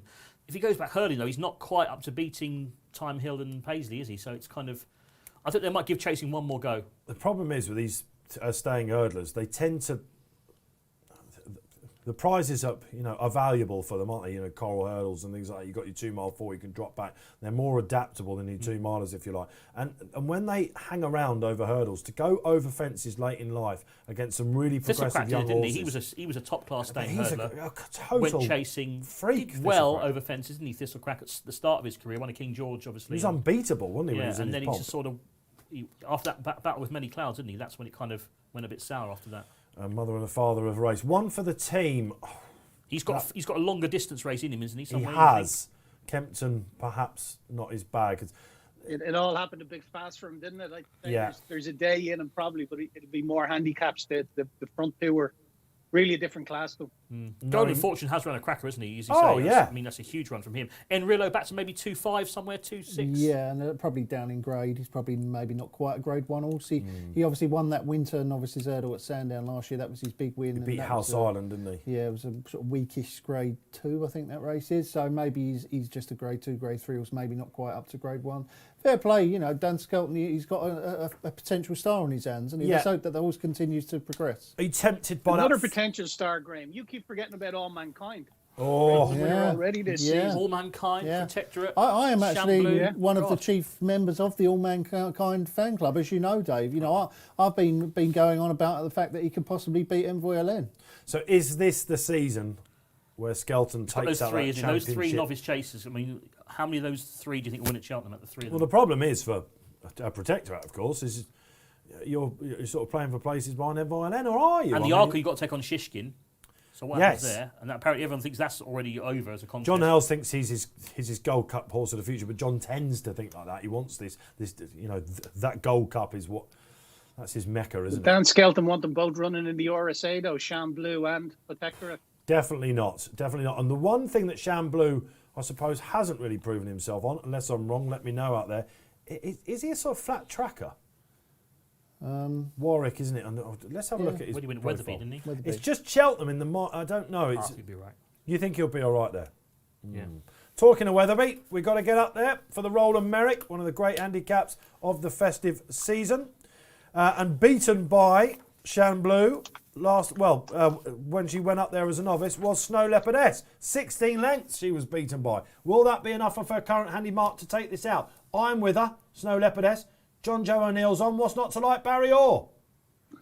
Yeah, she was game in Haydock when she won one of our sponsored races up there. She hit a high of 40 that day, would you believe, Dave? She's favourite at the moment, 4.8, just 7-2, 92. Canaletto. Spirit of the Games has been supported, some money for that. Bridget Andrews for Dan Skelton. That's 6.6. Springtown Lake, 7.2. 6.2 Windsor Avenue. That's what I like in it. So you want to set the loose moose there. Yeah, set the loose moose. The moose is certainly loose. Windsor Avenue, what are we doing? Yeah, I tell you, we're gonna be a price maker here, Graeme. So I fancy backing it around the 6.8 mark. So if you click on back and move it from 6.4, which it is at the moment, up to around 6.8 and put in to have 50 quid on it, I think we'll get matched. Okay. So we'll go in. We're waiting for someone to come in and lay us that bet. So it goes into the lay section on the right-hand side. Yeah, that's actually been matched, yeah. Okay. Been matched, excellent. Windsor Avenue, in the famous colours, of course, for Phil Martin and for Brian Ellison. I always associate Brian Ellison with these sort of handicaps, don't you? Okay, we know what Barry's doing, giving you plenty of time to react to it out there. G-Rod, let's get your selection for this. I think if Springtown Lake wins, it's one. Springtown Lake stays, it wins. If Springtown Lake stays, he wins. So it's a one-horse race if Springtown Lake stays. I thought, I backed him, didn't I? We were in here last time when he ran in the Grand Sefton and he finished 5th, I think it was. That was an amazing run, because after about 3 fences, he was nearer last than first. Now, this is interesting because when I see that you put this up in your selections on Christmas Eve or whenever you sent them in, I thought he is beating this drum and it's in danger of... the skin is going to break soon, G. Well, this horse, right, every time I watch him run, I think he wants 3 miles, and I've seen him run over 3 miles once or twice, and he don't look like he stays. But sometimes you get attached to a horse, don't you, and you watch them more than others because it's a personal project it can be. You said that he ran particularly well there in the Grand Sefton because his jumping wasn't great late on. 2 questions. First on cheap pieces, and has he had a pretty hard race there? I think it was all right. He got himself into an absolute awful position. I remember thinking after about 4 fences, this horse is beat. Because once you get at the back around those Grand National fences, it's very hard to make up ground. I thought he did remarkably well to do so. I'm not worried about cheap pieces. I just think it's just a matter of if he stays. Obviously, the ground's going to be really testing. He does act on soft ground, but that'll put him into stamina, won't it? I think a flat track like will be a suit him. If he stays, he wins. All right, okay. If he stays, he wins. Then for Springtown Lake, Graeme Rodway not jumping off that bandwagon quite yet. Tony Ennis, quick fire selection from you. I think Canelo's got a race like this in him. He ran well in second at Newbury. He was miles behind that day on Hennessy Day or Ladbrokes Trophy Day, and he got miles behind, stayed on well. I think be a bit close to the pace today. He can win. Do like Alan King when he sends his horses up to the north as well. I'm all over Canelo, Tom Bellamy. Okay, the flag is raised. No Leopardess for me. Let's see how they get on. Over to Tony Ennis. In fact, we're going to be a good minute away. Get your selections in then. I just wonder with Canelo how they'll play him. I think they'll wait with him a little bit. And at Wetherby today so far, those that fancy their chances of staying, they're trying to get the others at it. It's pudding-like ground up there. This is the sole race we're taking from Yorkshire today. It's going to be an absolute cracker. We're going to be able to go to each other quite a few times because there's plenty of fences to jump. Tony Ennis. Yeah, it's grade 3, the Roland Merrick handicap chase. Standing dish on Boxing Day at Wetherby. And they're racing towards the first. Snow Leopardess, easy to spot. She's right up there on the inside. And just spent a bit of time in the air, I thought, over that first fence, Snow Leopardess, under John Joe O'Neill Jr. But it's the Dutchman who's going to lead them up for Tristan Davidson, leading up by a length to Wandering Star wide for Bassi. Up on the inside is the grey Snow Leopardess, sent off the favourite. Then Springtown Lake in the red and white for Philip Hobbs. Alan King's Canelo tracks them through. Spirit of the Games for the Skeltons. Already had a Kempton double today. Their runner is on the inside. Bridget Andrews riding the top weight. They're followed by Windsor Avenue for Brian Ellison, who's won from last, but they're not going much of a pace. And the back marker early on is Bow Bay for Dr. Newland. But up front, the pace being set by the Dutchman. But they're just going for a crawl early on. Understandable, I think, of the conditions. On the outside, moving well, Wandering Star for David Bass. I don't think there'll be many changes in the market so far.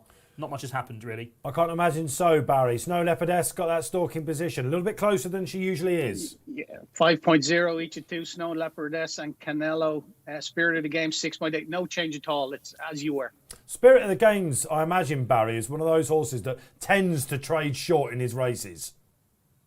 Yeah, he has. He's traded odds on a couple of times before he's gone on to get shinned. He has got a bit of a name as a bit of a seconder, but, I think, did he run well in this race before? He may have. I was looking at it. He has run in this race before and he has gone close. In fact, Team Skelton is overdue a win in this. They've had the second and thirds in this last couple of years as well. He's got a nice inside sit and Bridget Andrews looks pretty happy with him. Of course, you mentioned Springtown Lake, G, and the Grand Sefton. Bo Bay, who beat him in that, reopposes, of course. He's tidily out the back. Yeah, and Springtown Lake's owner had a winner already today, didn't he? Killer Clem. Of course, Tim same Sider, ownership, yeah. Killer Clown. Let me just remind myself who that is. Of course, Tim Sider. Yeah, so of course, massive investment he's put into. He has put a lot of money into horses, not just with Emma Lavelle, but to say Philip Hobbs as well. At the moment, though, still the Dutchman in front. Here's Wandering Star on the outside. They head towards the next down the back. Snow Leopardess on the inside. I think she's spending too long in the air at the fences, Snow Leopardess. She's absolutely Jumping towering really over them, isn't she? Like a tell. national horse. I think that might just tell later on, but we shall see. In behind them, Springtown Lake going all right in fourth. I do like the way Canelo's travelling. I'd say he might be favourite now, the way he's going. He's jumped really well, economically as well. I wouldn't want to swap Canelo at the moment for anything else. He's a nice horse, Canelo, isn't it? You always thought over hurdles he had a big, nice pot in him, and he's really shown himself. I think he had a big injury, didn't he? A big, long layoff as well. Alan King nursed him back to where he wants to be. So they're ambling along, aren't they, at the moment? Anyone that we don't like in the run, G, at the minute? Not particularly. Spirit of the Games has made a couple of errors, I felt, down the back straight there. But they're going so slow that when the error came, it was not very difficult for Spirit of the Games to get back on the bridle. And as you can see, taking quite a tug now, Spirit of the Games. This the Dutchman, the leader, does stay very well, doesn't he? So, and he handles soft ground very well. Do you remember Topville Ben won this last year before going on to bigger and better things, didn't they? Well, or certainly trying them, absolutely. I wonder if there's a national horse in the pack. I wonder if it is Snow Leopardess. She's really certainly jumping like one. She's jumped well, hasn't she? She's just, again, a little bit awkward over that one. Canelo was a bit slow as well, but he's not lost any ground. But again, they've just dawdled. They've just covered a circuit without doing much. They've all jumped all right. The Dutchman in front, Wandering Star second, Snow Leopardess still third. Fourth place for Springtown Lake. And then comes Spirit of the Games, who's actually made a place on the inside of Canelo. Behind them is Bow Bay, and no move yet from Windsor Avenue. Brian Ellison, who couldn't buy a winner, could he, a few weeks ago? I think he had a long losing run.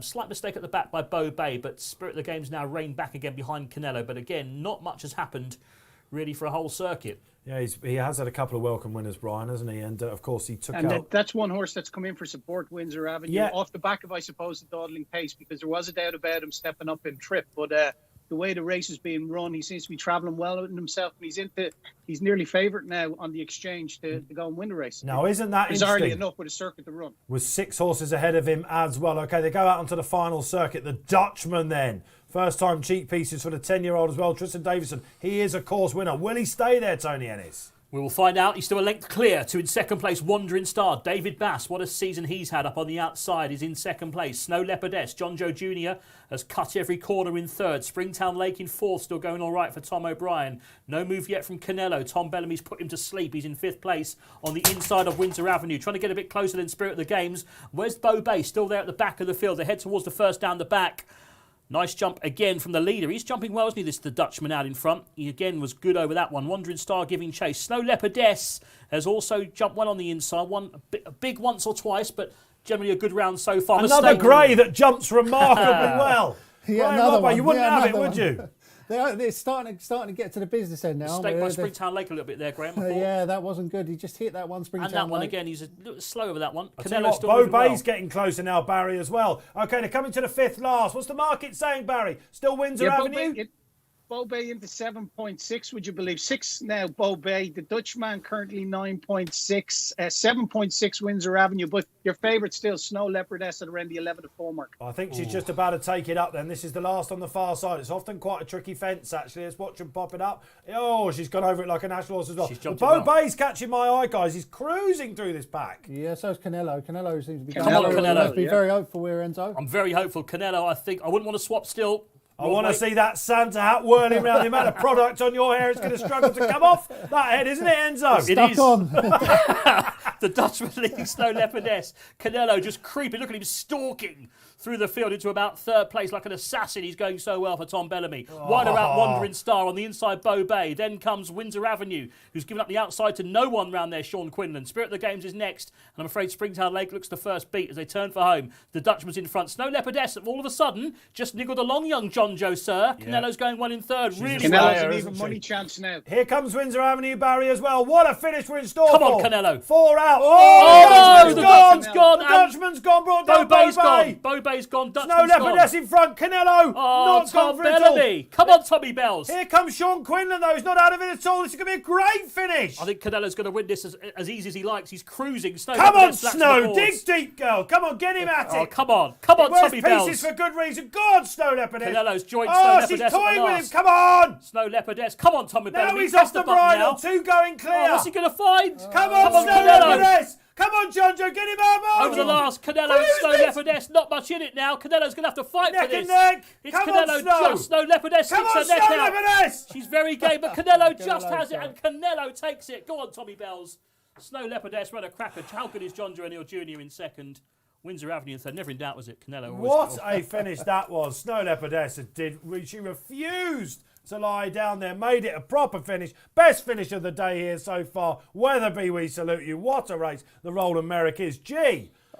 With Springtown Lake out of the equation, me and Enzo are neck and neck. I think you can probably tell. You can tell he does get excited every now and then, I can't he? detected a slight murmur there from Enzo because he thought that Canelo was just going to go and win it like that. He Oh, loves so coming in confident. here because he's not Thanks, allowed to do this on the race course. He's not really allowed to do it on Sky. He comes in here, he's allowed to show his true colours. I couldn't believe it. I thought, how far is he going to win? But then, as you say, she does battle Snow She Leopardess, is a doesn't she? lovely, lovely animal, isn't she, Snow Leopardess? Please, Charlie Longston, think about the national for her. Will she go up high enough to get into it? She'd have a lovely low Yeah. weight in that. I know she's a novice, but How good is JJ Jr. as well, though? What a ride! I would say he's the nearest thing. I still say he's the nearest thing I've seen to AP for years. that's and interesting, isn't it? Because he gave that. He threw everything at her. we'll go back to that because Tony's a man that watches, as much racing, certainly from the track this year, more than anyone.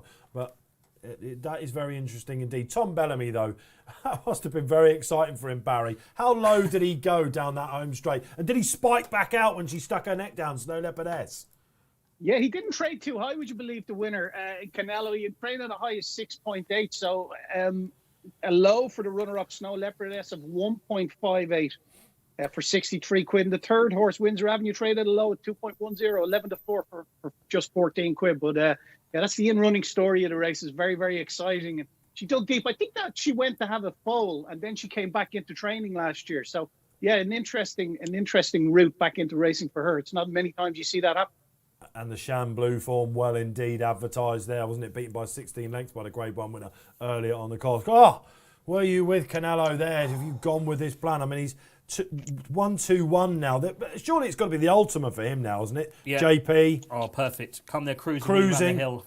Won't find anything up the hill, but he might just do enough. But, Mark Walsh will be looking over from Ireland, I imagine. But Tom Bellamy there, that must have been extremely exciting. He's gone up to Wetherby to ride this. 4 out, he must have been thinking, aye, I've got it. And when Snow Leopardess goes, check out the comments afterwards. The interviews will be fantastic from that race. Windsor Avenue, Barry, I want to go back to that. There's a project here, isn't there? There must be an intermediate trip handicap for him. Yeah, I thought he's run well. I think he stayed okay, although they did go a very steady pace earlier on, would have allowed him to do that. But yeah, he's a tricky one because he pulled up last day, and if you forgave him that run, his run before that, the Imperial Aura, was a decent enough. He put up a decent enough performance, but I don't know. It'd be a watching brief for me for the rest of the season with him. I think he's back on track. That's one that I'll be putting in my tracker, of course. Okay, hey, getting on out there. Don't forget, if you leave your comments on YouTube or Facebook Live, you get to win one of these lovely Racing Post Live hoodies. Coming in, exciting times 2021, isn't it? And lovely. Just leave a comment up until the 29th, our final show of this festive season. Some of these could be going your way. There are plenty to give out. I'll tell you, it's been keeping me warm in this studio as well. Okay, we move on then. 225, another grade one for you. It is the Christmas hurdle. How low does she go? Barry Orr, Epatante, bidding to win the race for a second successive year for Team Henderson. Yeah, she certainly is. She's 1.21 at the moment now, which is 1-5. She had traded at 1-4 earlier this morning. She was around that mark, 1.25.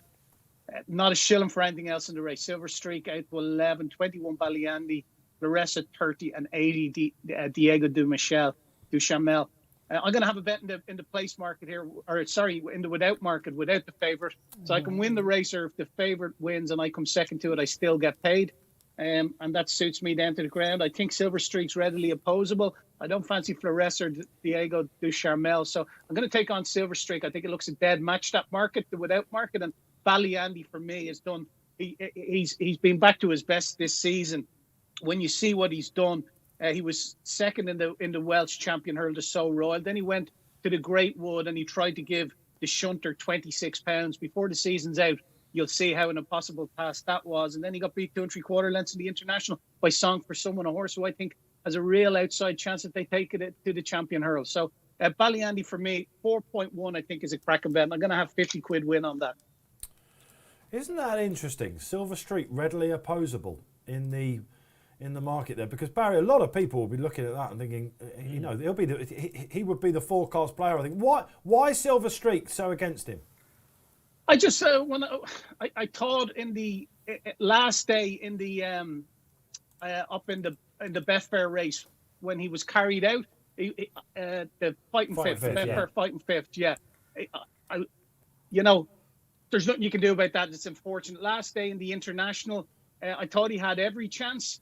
And he just got out battled, and I think that race might just leave his mark on him. I know Baliandi, you could say the same about him because he's finished third in that race, but I think in fairness to Baliandi, he's a hardier horse and he shows that he comes back from those runs better. But I just think at the prices, they should be a lot closer together as opposed to one being odds on and the other one being a 3-1 chance. I take the point about the International leaving its mark. I can certainly see that to a certain extent. That's what put me off going for him in the without market, I think.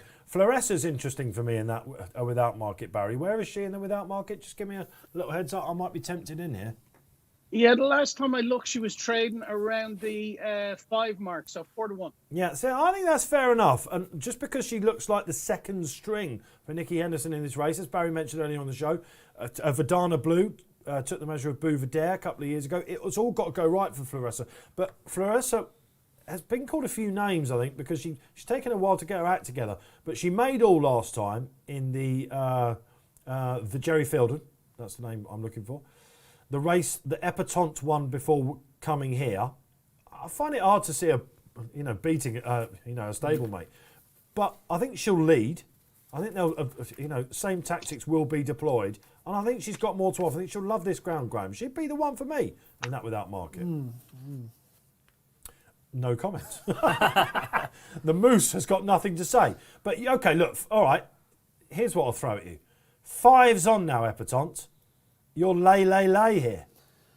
I'm keen to take her on. I just don't think that she's a fires on chance. I think that she's a very good mare and she obviously looks very good. But purely on last time out form, I don't think there's a lot between her, Silver Streak and Ballyandy. I think something like 150, 159, 158 was like Silver Streak and Ballyandy last time. Now Epatante got 154 for winning the fight in fifth. And obviously you've got to then take off the £7 that she gets, which would then put her, as the top rated in the race if they'll run to their last time out form. If she runs to her champion hurdle form, she'll obviously win. But I don't think that last time out she was absolutely outstanding. I wasn't blown away with her. It was a weird old race, wasn't it, in which all sorts happened. And I'm more than happy to take her on at 1 point ridiculous or whatever it is, 1.2 I think it is. 1 point what ridiculous is it, Barry? She's 5s on. Yeah, Still fives on. So 1.22 is that or something? 1.2. So you got to say to be 1.20, yeah. To be backing her, she's got to be winning this 5 times out of 6, is it? I think that's in danger, that 1.2, looking at the exchange, what I can see as well. Yeah. Because, they don't mind going short, do they, these bookies out there? But like I say, if there's a fly in here for me, it's Faressa. She's the improver in the pack, slightly more exposed than Ballyandy. 3rd last year. Silver Streak, 2nd last year. What about Diego de Charmel, Enzo? He's a traveller, isn't he? Again, rightly called some names. Seems a long time ago that he won the Fred Winter. Yeah, he does, doesn't he? Just wonder if it's... I can't see him winning this. What price is he? 90 at the moment. Whether he's just going to play a part in the race somewhere along the line. But I just think Epatante, that acceleration was ridiculous, wasn't it? The way she just picked up so raw like he was a selling hurdler. Yeah, and everyone the last hurdle tends to paint these Nicky Henderson hurdlers in particular as having a need for top of the ground. She's not one of these, is she? I think she'd do it on any ground. She's got no problems. And the fight in fifth, despite everything that happened, she's still, it was a complete dawdle as well. And in the champion hurdle, she really enjoyed that fast pace she'll as well. get a pace there again, won't she? But she is the real deal. For me, I've got to say for the champion, 6-4, I think. You don't like it? I don't like it. I mean, you sort of look down the list and you're a bit like, oh, you need the Irish horses to sort of step up a bit. Abacadabras and St. Ra Mark II we're expecting to happen, aren't we, soon? So at Leopardstown. So we'll see what comes out of that. So I can see it from a listing, but just 6-4.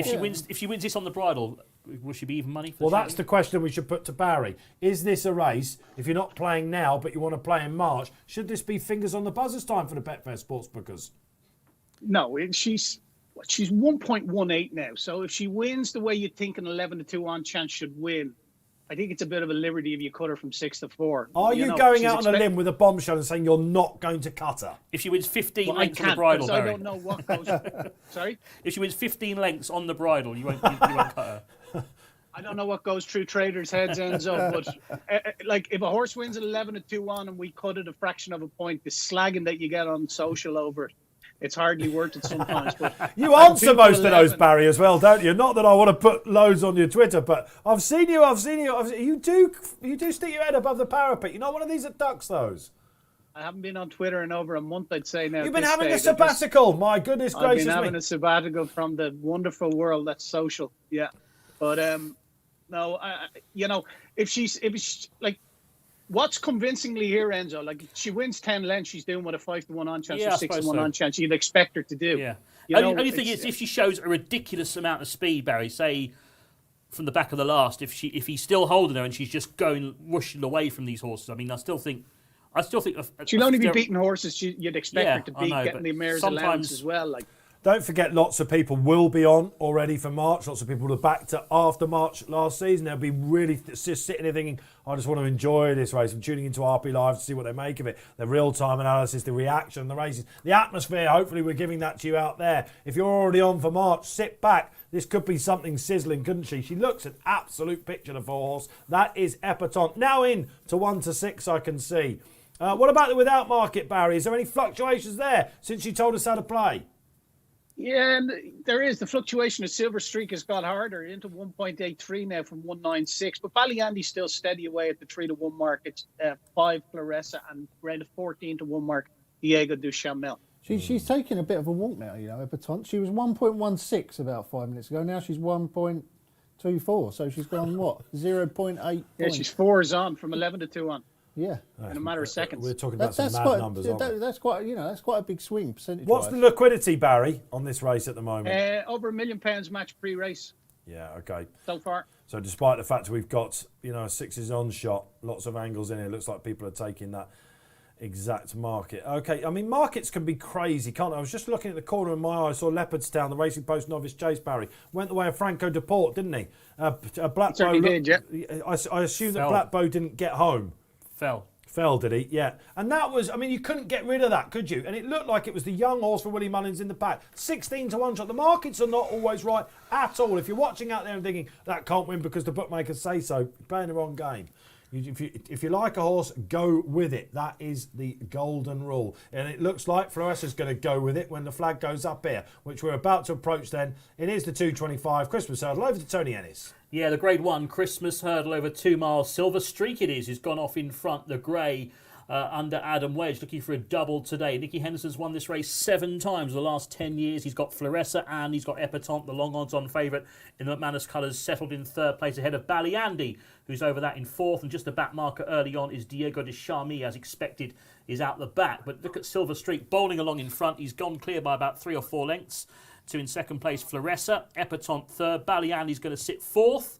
And Diego de Charmil, Harry Cobden in 5th in those surname colours he'll be donning a bit later on. Can anyone remember a time when Silver Streak has led before? No, and he's getting a real easy lead, isn't he? And he's well clear as well. It's a big lead. When he beat Verdana Blue, who was long odds on, he loves Kempton, he loves the ground as well. But Epatante is not going to let him go too far clear. Barry, has this market at all moved, or is everyone just sitting back thinking, aye, not a problem?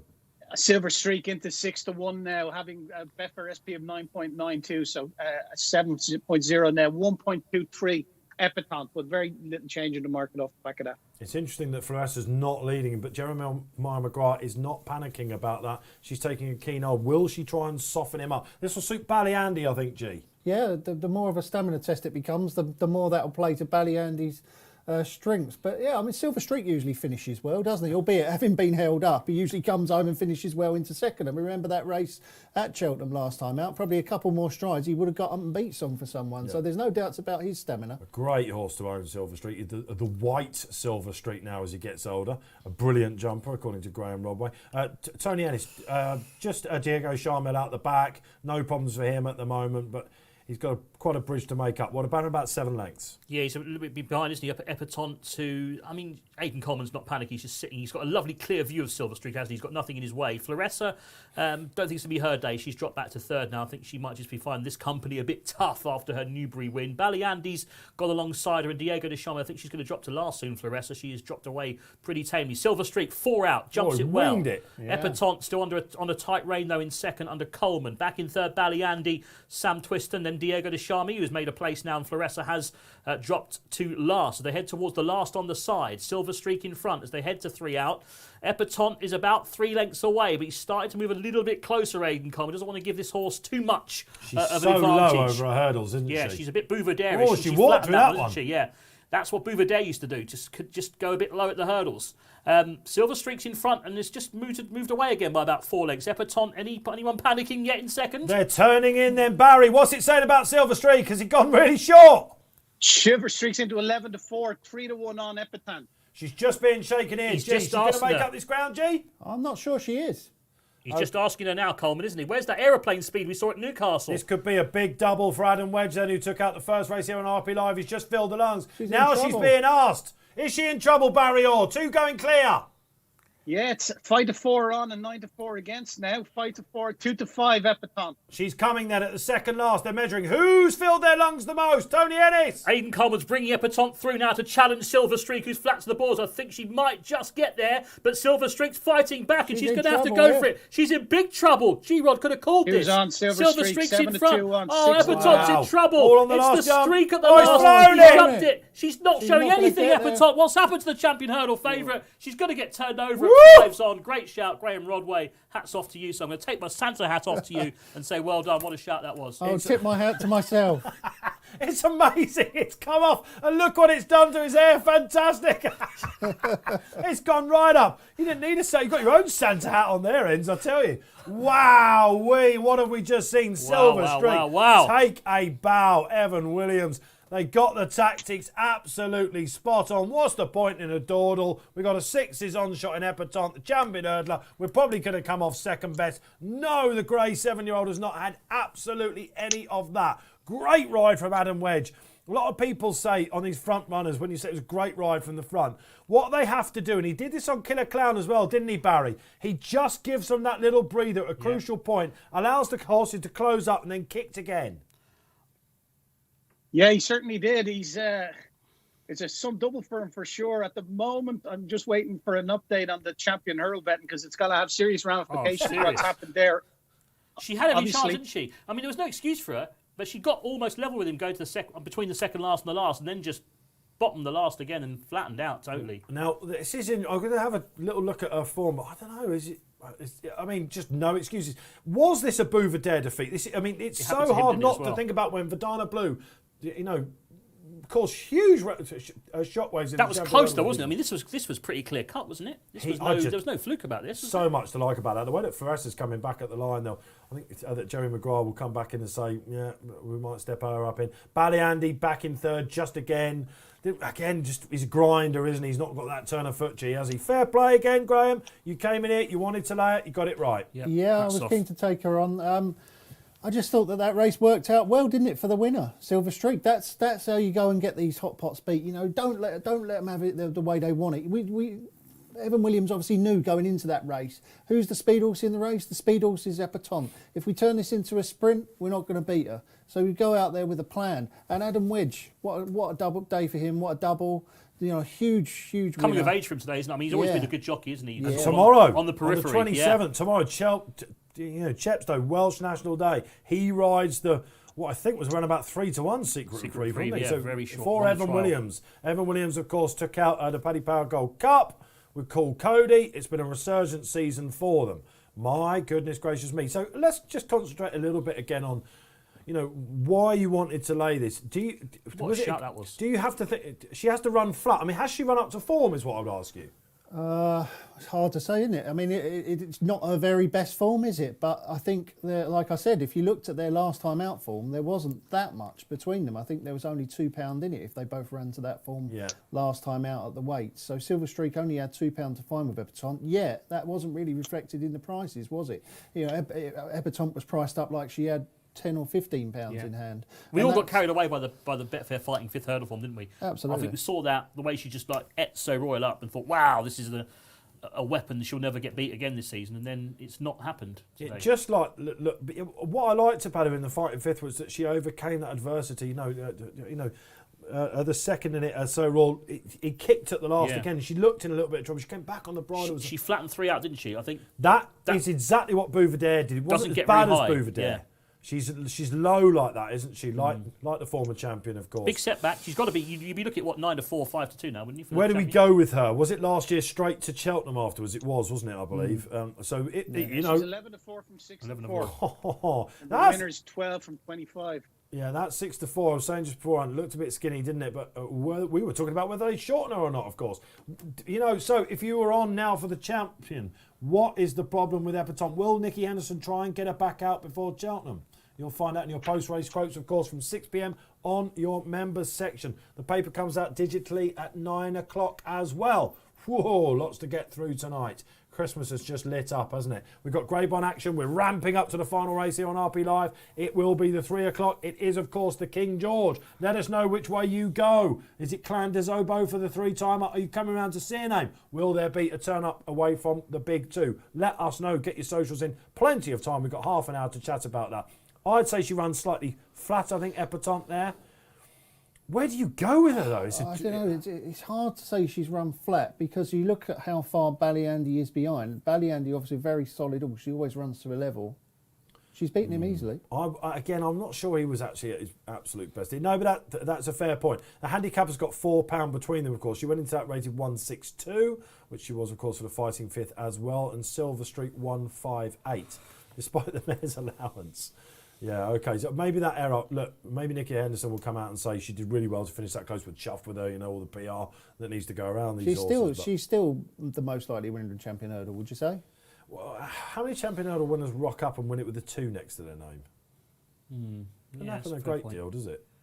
There was an interesting stat there last year where it was like horses who had been beaten at the festival the previous year have got a great record of coming on to win the Champion Hurdle. Now, not horses necessarily that were beaten in the Champion Hurdle, maybe horses that were second or third in the She got beaten in the Novice race, didn't she? They thought she was a good thing the year before. Oh, she ran terribly. Yeah. And that was the Cheltenham thing she had to answer, of course, and that's why she was allowed to go. Well, she got herself in a right mess, didn't she, before the race? Yeah, of course. She's not the sort of horse you want on your side in a battle, I don't think, is she? Fascinating to see what Nicky Henderson says about that, and Aidan Coleman as well. Our reporters will be at the track getting you all that. Interesting. JP indeed. mightn't be too concerned with that run. I suppose it's all about Cheltenham for them, and they've Sam Roy as well, who we're going to see over here in the next couple of days in Ireland. Yeah, the county hurdle winner, of course. That was a messy race, wasn't it? And the Morgiana Barry, of course. Do you see him reversing that form with Abracadabras? It's a tricky one to call, Dave.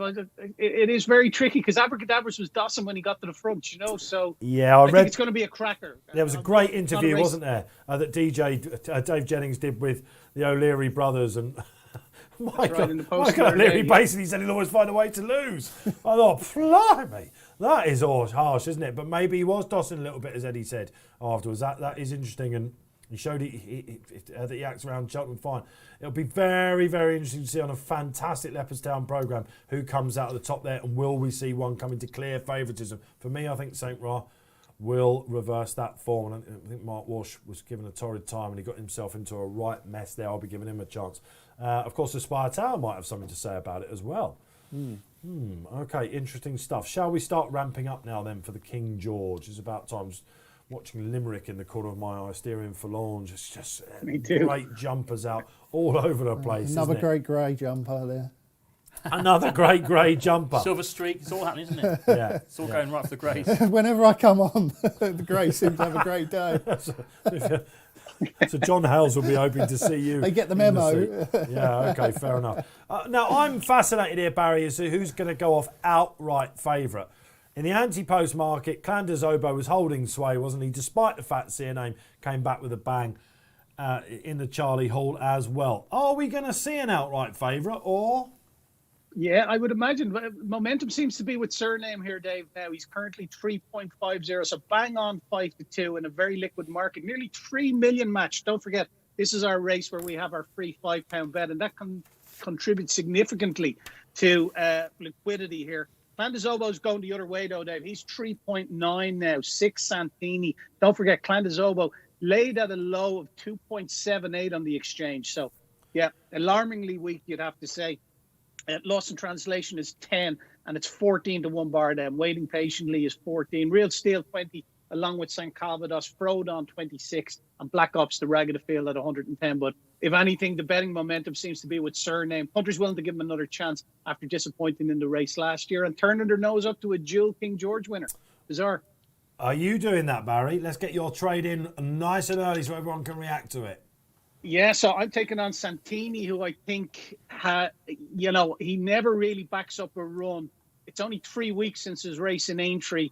And if you go through it, since his hurdling days, since he started over fences, in the hurdling days, he did it once.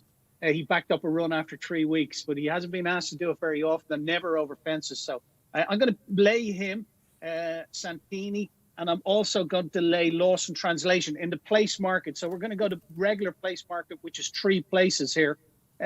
Magic Moose, if you can get working here. We're going to lay Santini at 2.16. We're going to take 50 quid out of him. Yep.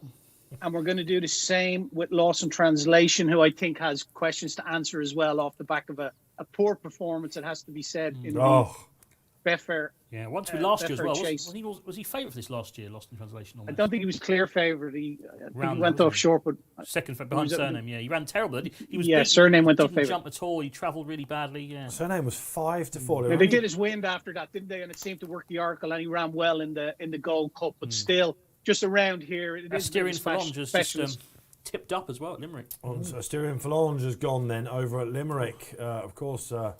Bad day for backing short price favourites. You called it, didn't you? At the start, you said it all goes wrong on Boxing Day. Didn't expect Epitaph though. Graeme did. It's just funny, isn't it, how this seems to happen. St Stephen's Day, it just seems to happen, doesn't it? Yeah. It just seems to get beat somehow. Isn't it good, though, that this Kempton showpiece, the King George, has held up numbers-wise, despite, no Irish travellers, of course. We were expecting Monolith to come over it, weren't we? Unfortunately, he didn't. only 5 runners last year. I guess the prospect of, a dry Christmas Eve, dry Christmas Day around Kempton area, times look okay, don't they? That is the one thing that puts me off about Clan. In fact, I'll get his record up. We've got plenty of time to do it. And I can get it up. We're using Race4 Interactive with this. He's run 5 times on officially good ground. Right. Good to soft, he's fine on. Not a problem. Although at the top level, he's been found slightly wanting with it. Heavy, he's 2-1-2, for example. That's his form figures. 6-4-4-2-4. The livelier ground definitely swings it in the balance of Surname for me. I'm confident that he will reverse the form. Does he not want soft ground? Surname likes soft as well, doesn't he? Normally? He's not a problem on it. Let me give you his record. Of course, we envisage him beating Altior on what was really puddingy ground, but on good ground, he's 7-1-1-3. So you have to swing it in the favour. The 2 horses in this, you can hear Barry. It's all kicking off. Barry's looking at Limerick as well. You can hear in the background. The 2 horses that really like the good ground, according to the form figures they've shown so far, is Frodon, the 8-year-old, the remarkable Frodon, and Real Steel, the right-handed tool, first-time tongue-tie, another for Paul Nicholls. Graeme Rodway, Surname or Clan des Obeaux, your Clan all the way. Still? Yeah, I am. I've not bet Clan, so it's not a Why race that not? I've had a bet in. Is it because you're waiting for him to get a price, or are you just like, I think he'll win, it's not a race I want to have a bet? It's a really tight race. I don't think there's a lot between certainly the top 2 in the market, and there's a few dangerous floaters in there as well, of course, like Santini and the likes. And I don't like, although I said earlier, when you come onto rules late, that can sometimes be the best thing. I have been a Surname man for the most part of December, and then suddenly changed allegiances at the last minute, just because I think that Clan des Obeaux ran a lot better than I give him credit for last time out at Haydock, and he has proved to me really that Kempton is his place. So if he can run that well at He Haydock, gets beaten in the Betfair Chase and then comes and wins here. That's been the exactly. pattern. He's done that before. It's just whether he had that little bit harder race than previous years. I take your point about the ground. It is possible that he does want it like a bog. To counter that, I remember on Gold Cup Day, after he won his first King George, he was a massive plunge in the market. And Nicholls says, don't just forget about his Cheltenham form. Like this, I've got this horse exactly where I want him. It rained heavily on the morning of the race and he couldn't get rid of him.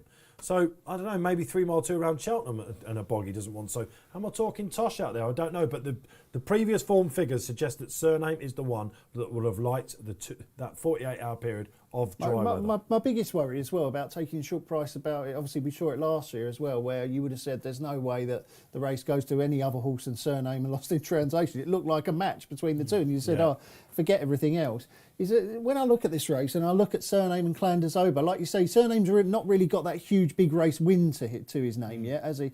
And although Clan des Obeaux has won 2 King Georges, I don't think he's a superstar, is he? He's not like a Courto Star. He's not an unbeatable kind of horse. And there is just a nagging doubt about them both for me. Whether is they're he a bit both similar to beat. maybe like a Silvaniaco Conti, who was obviously didn't get home in the Gold Cup ever, did he? But 3 miles round here, he won it. He won it Dual twice, winner. didn't he? Yeah. He's kind of I sort of rate Clan des Obeaux along with him. That kind of. He's very solid around Kempton, isn't he? But I would never back him in the Gold Cup because they just don't but stay. he's the sort of horse that you look at this race, you think if there is a star in this race, he's definitely vulnerable to a star. The other horse that we really like it, as I mentioned, Real Steel, second run with Nicholls. Obviously, Won the Gold Cup, didn't he? The Brian Hughes last year. He was right there. They think he has to go right-handed. Am I right about that, Barry? They think he wants to go this way around. The Mullins camp didn't like him on a left-handed track. Real Steel? Yeah. Yeah, always right-handed. They always said he wanted. The fact that he was still there with a chance in the Gold Cup, I think shows you how slowly they went in the Gold Cup last year. It was a messy race, wasn't it? The fact that Santini didn't win, people have sort of jumped off his bandwagon. He has, all his winning form is on sloppy ground, Santini. The more rain, the better for him. I think we can say it looking. And St Calvados, who Paul Keeley put up, a couple of other judges put up because it was superb first time out record. Harry Whittington's horses had a bit of a problem. They're now back on, in fine form. First time out, waiting patiently, tried to do it, of course, didn't he, famously? Who reopposes, waiting patiently back. He's not going to want the ground lively either, is he? So the weather has certainly thrown a couple of curveballs, I think. But this race used to find out 2 miles, isn't it? I mean, one man wasn't the strongest of stayers, but he won it here. It began with one man, I think. Yeah. But he won it at Sandown as well, didn't he? interest. One man when it was run at Sandown that year. He won it there. So, but I think it's a race that finds out non-stayers this race, and I think that's what happened to Surname last year. I know he won the Charlie Hall over 3, but I still think... Well, Edredon Blur was a winner of the race, of course, as well, who was a champion chase winner, but he was just an absolute worldy Edgerton blower. He was something else, wasn't he? But then also like Florida Pearl won it, didn't he? And Best Mate won it, didn't he? As well, he came just about won it. I think McCoy had to throw the kitchen sink at him, didn't he, that day? I was there the day he won it. Yeah. Okay, we've got some socials up on the screen. Where are we going? Let's have a look. Welcome to the party back, Commander von Rurik. I'm hoping waiting patiently will get the trip. Well, we'll like the trip. It's a big ask. It's been off for a while, but a big each-way gamble. They've always rated him, his horse, hasn't they? He was the best thing to come from the north. He was going to win big races, Grade 1. It was when he beat Q Card, wasn't it? In the Ascot chase, he smashed him, didn't he? And it's all been. They've Not an injury. He never seemed to come back from an injury. Sure, he didn't. Yeah. They made to me they made a mess. They made a bit of a mess of this, because that year when he won that Ascot chase, he was absolutely superb, wasn't he? And I'm absolutely convinced he would have won the Ryanair chase that day at Cheltenham. Was it a horse that called Balco de Flo won the race in the end? Jigginstown horse, yeah. But they decided, I think, going into the race that they weren't going to run and they were going to save waiting patiently for Aintree because they weren't sure that that he was a Cheltenham horse. So they decided, well, we'll put him away and we'll wait for Aintree.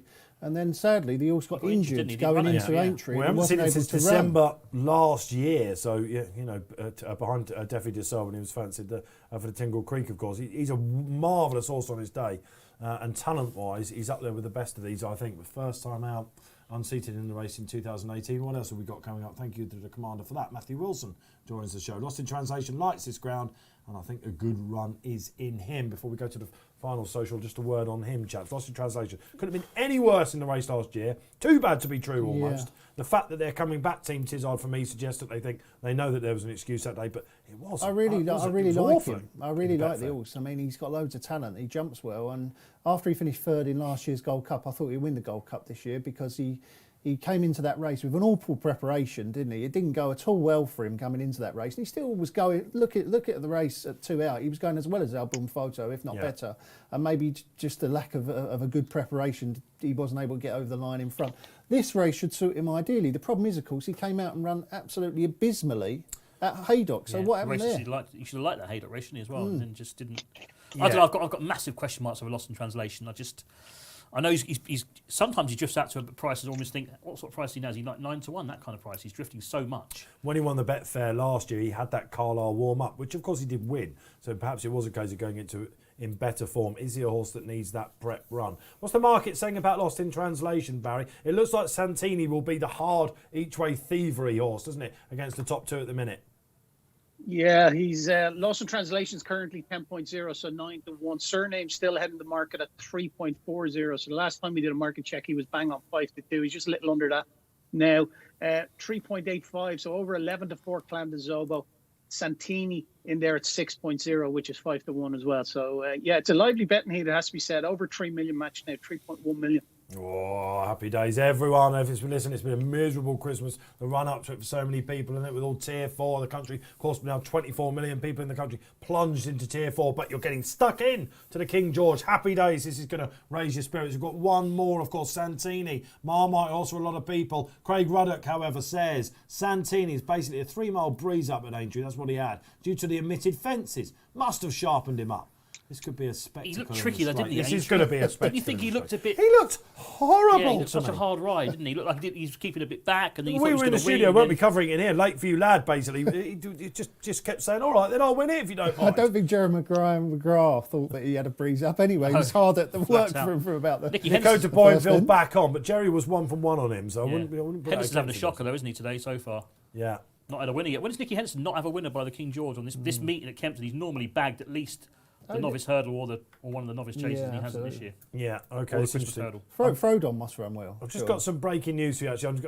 I want to give you... I've had Stuart Riley, who's on course for us, one of our course reporters, has just emailed me, actually, said, on epatants, before we go honing back into the King George, you want to know what happened. Aidan Coleman says, I'm not really sure what went wrong, but the winner deserved to win Silver Streak. Just from turning in, that usual burst of speed wasn't there today for some reason. But listen, we will be back. Asked at the mistake if in the back straight Costa, he said no, not at all, and walked off. And Stuart then says, we can't get near Nicky right now.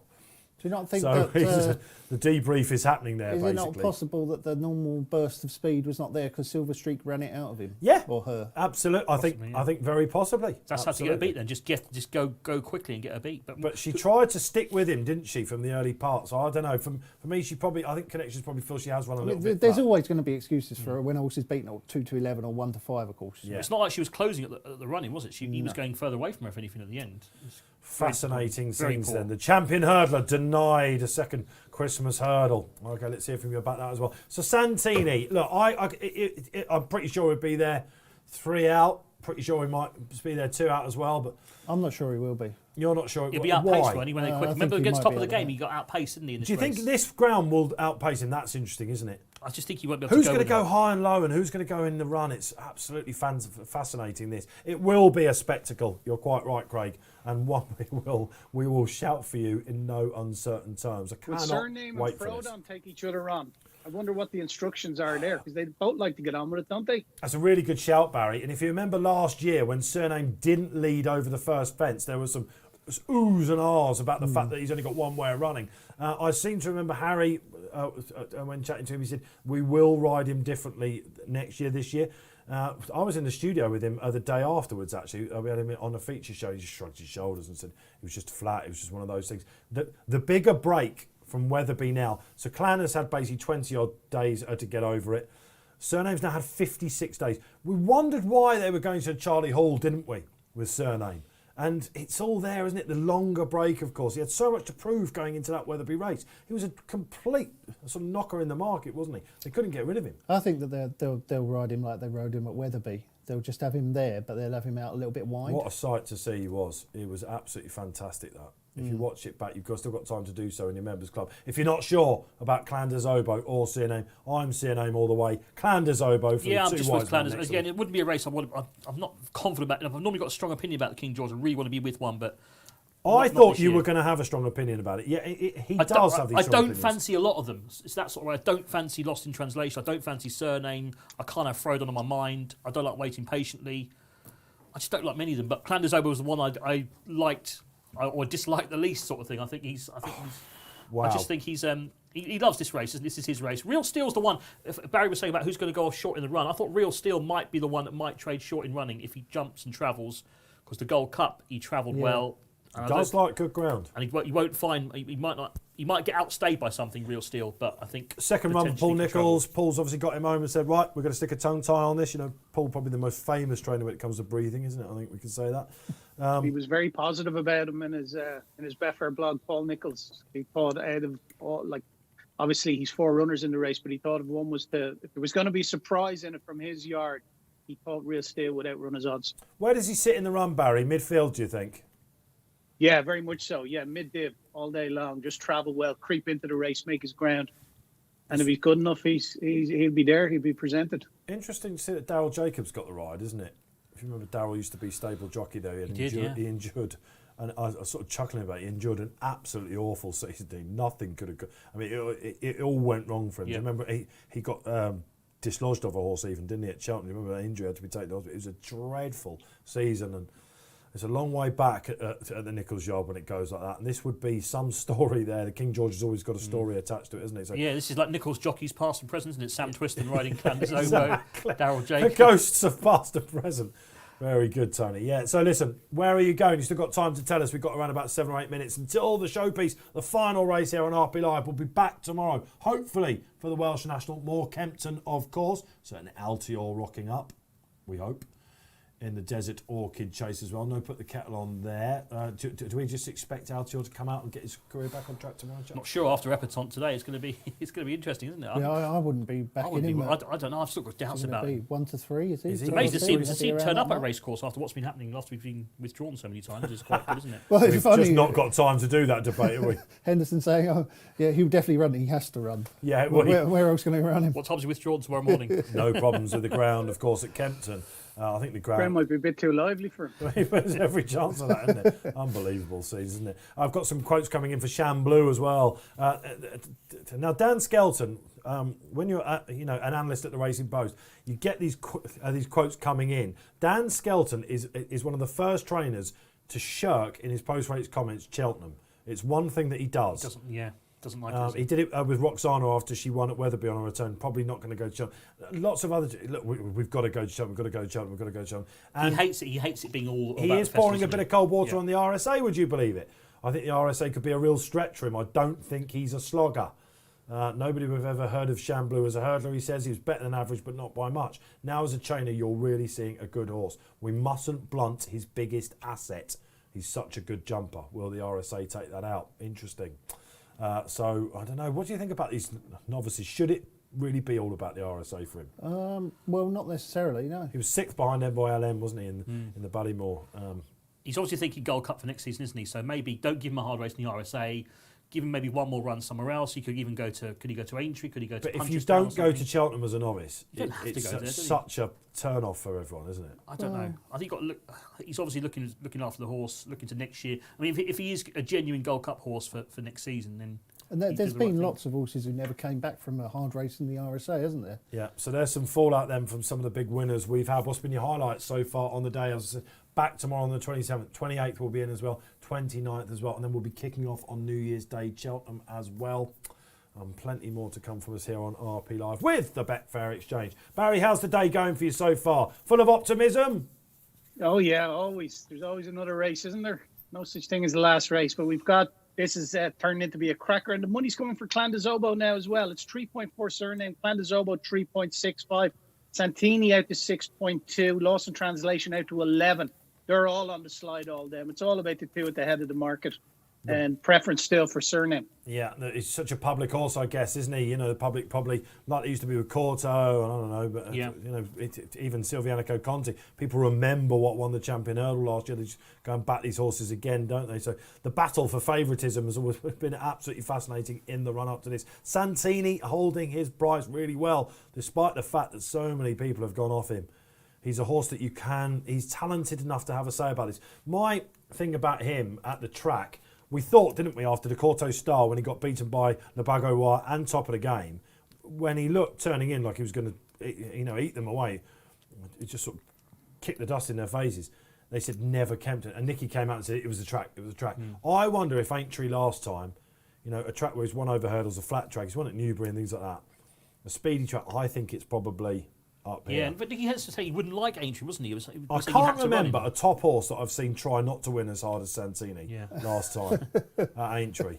It was like, just get it. Poor old Jerry Maguire must have got off that, and you know what I mean.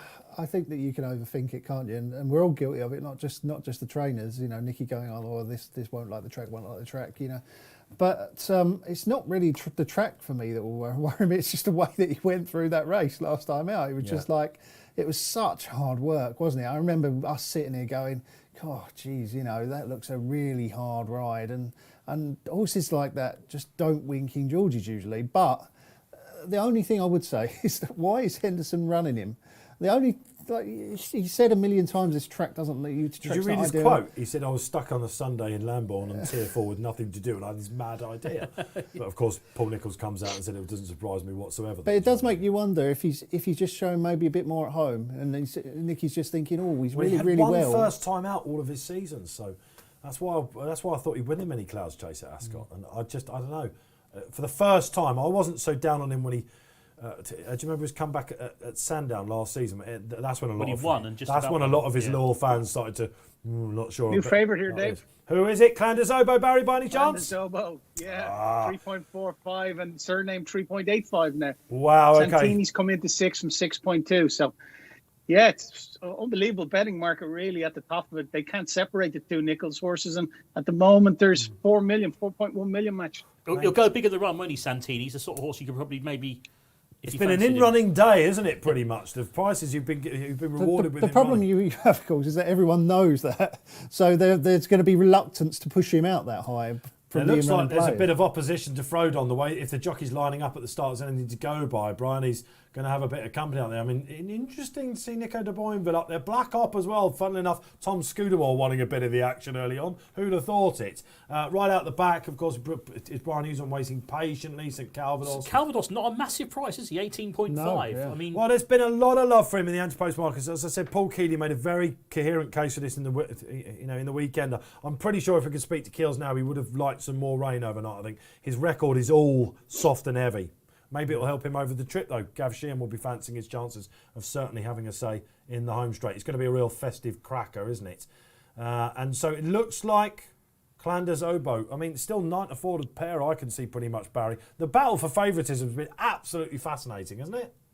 Yeah, it really has. And it's been like that all the way through from when we first priced up the race on the sportsbook as an anti-post market. It was 7-4, Clanders Oboe, 2-1 Surname, and it's always been around that. But it looks ultimately like Clanders Oboe might just be shading it in the market at the moment at 3.40 ahead of Surname, who's 3.65.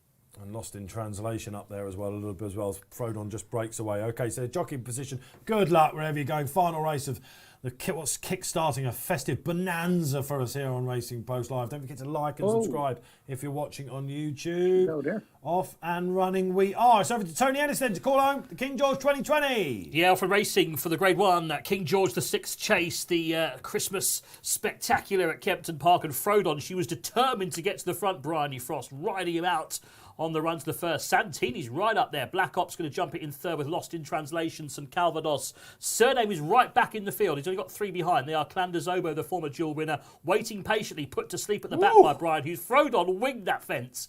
He took off. Have you ever seen a better jump of a fence than that? He took off a long way from it. Real Steel's been put to sleep as well, as expected by Darryl Jacob at the back of the field. So the hold-up horses waiting patiently. Real Steel, Clanders Oboe up front. Frodon's leading early on. Santini's really close though, isn't he? In second place. Didn't think he'd be laying up this close. Lost in Translation. He ran a shocker in this race last year. He's in third place, going quite well at the moment, but still early days. Black Op is next. Surname in fifth on the inside of St Calvados, and then comes Clanders Oboe. I thought maybe Surname might have sat a bit closer than he is. I think basically he was taken back a little bit, Harry Compton, by just exactly how fast Bryony wanted to go. And he just actually he niggled that one a little bit, Barry. What's the market said then after 3 or 4 fences? They can't separate Surname and Clanders Oboe at around the 3.80 mark. And as you'd expect, Santini's come in. He's into 5.5 now. Frodon into 13.5. He's just jumping. I'm going to make a bold call. Right, I think Clanders Oboe's in trouble. Yeah, I think you're right. I think both the favourites are in trouble here, Barry. I don't think Surname or Clanders Oboe are travelling. I thought he just had a little niggle at Clan, but... Has the market come in for Frodon at all? It must have done, Barry, surely. Frodon trading now at 13.0, Dave, and at the head of the market, Surname and Clanders Oboe are still around the 3-1 mark. So I don't think anyone's panicking yet. They all seem to be travelling well within themselves. What we know about Frodon is when he gets an easy lead and he jumps like this, he takes horses out of the comfort zone. He loves this live with more lively ground as well. Nico de Boinville just entering the home straight then for the first time, eyeballing him. Yeah, Santini very close. He's a length behind the leader, Frodon. St Calvados has tanked into third on the outside. Lost in Translation is travelling quite sweetly. He was already beaten this time last year. Black Op is next, then Surname is back in about 6. Clanders Oboe's on the inside with a nosebag. He's tracking Lost in Translation. That one, Clan. I'm not happy with Clanders Oboe. I must admit, I wouldn't be with him at 3-1 at this stage. Real Steel's further back and waiting patiently, given a lovely quiet ride by the champ, Brian Hughes. Here's the next in the home straight. Frodon skips over it. Second place, Santini. Third for Lost in Translation. St Calvados is fourth, and then Black Op, Surname. Clanders Oboe on the inside for Sam Twiston, and then waiting patiently and Real Steel, but they're all still going. This is the last next time. Frodon skips over it. Santini, though, jumped it really well in second place. We're expecting him to hit a flat spot at some stage, but at the moment it's all going sweetly for Nico de Boinville. Looking back, Surname, he seems to be going okay though, isn't he, Harry Compton? No panicking yet. Harry's got some nerve, hasn't he? He's riding him like a good thing still, despite the fact he's probably 1 or 2 places back. Graeme, call it at the minute then. Clanders Oboe, looks like he's warming up a bit to me now. Yeah, I don't think they're going that fast. You know, I wouldn't want to be on anything I don't want to be too far back at this stage. I want to be on Frodon. I think Santini would probably be... I think Santini's going better than we thought he would be at this stage. But I'm with you. I think Frodon is in a really, really good place. Lost in Translation as well. Barry, then, we're around about the halfway stage. Yeah, Frodon currently 11-1. Santini currently 9-2 now. Surname 3-1 along with Clandazobo, still 3-1 chances. He's switched him out now, Surname. He's given him a sight, Harry Cobden. He knows he's got to start making up ground. Tell you what, Frodon is jumping well, absolutely fantastic. Calvados is tanking, isn't he? I know he's probably maybe got a bit keenly, but he's travelling up strongly on the inside for Gavin Sheehan. Frodon in front by a half length to Santini. St Calvados. Black Op is still right there as well on the outside. Then Lost in Translation. Surname. Clandazobo, I think he's niggling a little niggle from Sam Twiston. Then waiting patiently and Real still at the back. I'm not happy with Clandazobo. He's in trouble, Clan, for me. I agree. He's been in trouble from an early stage. He's just not been at it jumping. Not travel. He normally travels in this race, doesn't he, Clandazobo? He tanks into it normally, not this year. St Calvados is still tanking on the inside. Will he get home? That's the question. Waiting patiently, starting to take a bit more interest. So that was the first semblance of mistake from Santini. Now Surname is making his move. Sam Twiston Davis got loads of horses in front of him. Yeah, Clandazobo still far back. Loads of chances. How open is this? Frodon again, what a jump.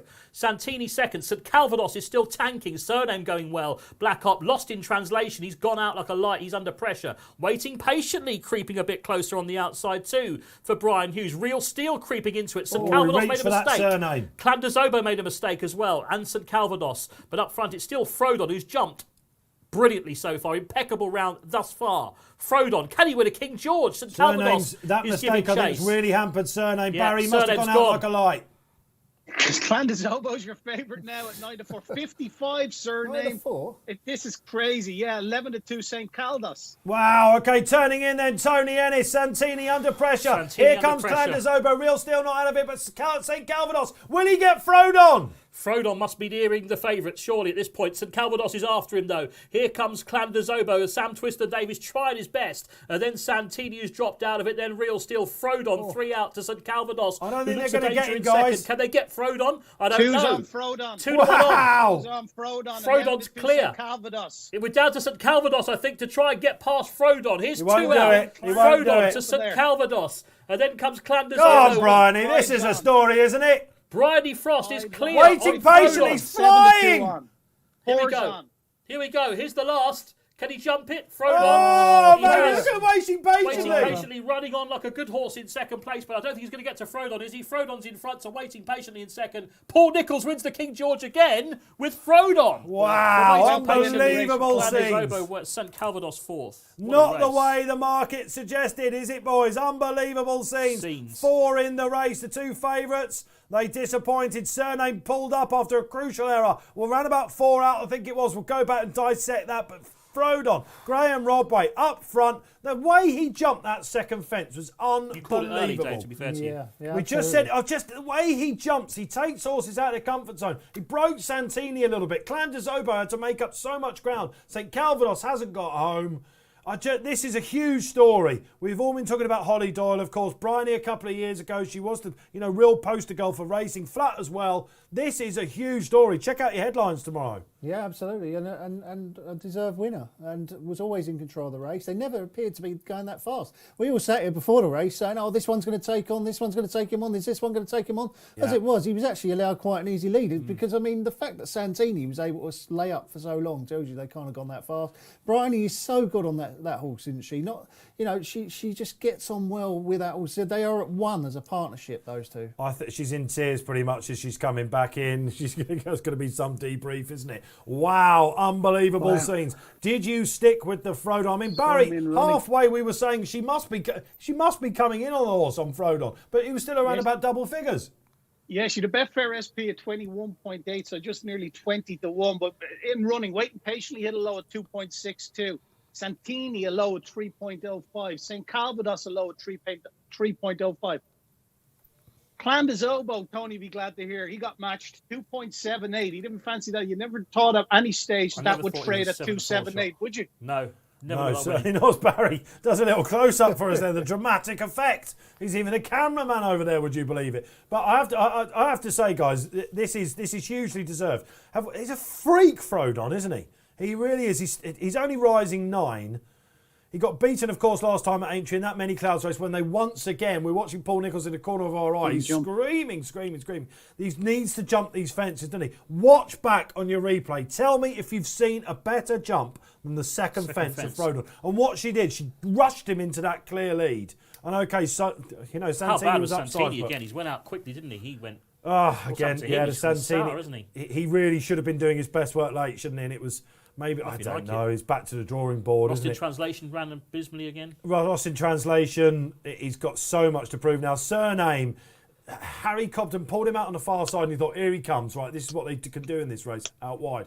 But those niggly errors, he walked through the fourth last, I think, didn't he? He went quickly backwards and Harry pulled him up. Not the way we saw this going. Were you on Frodon? Let us know. He's got a legion of fans out there. It's a race I think that's left more question marks than answers going forward, isn't it? I can imagine that album photo sitting home in his box. Probably isn't quaking. New Year's Day, that's going to be a treat, isn't it? Seeing album photo at Tremor. We'll be covering it here on RP Live.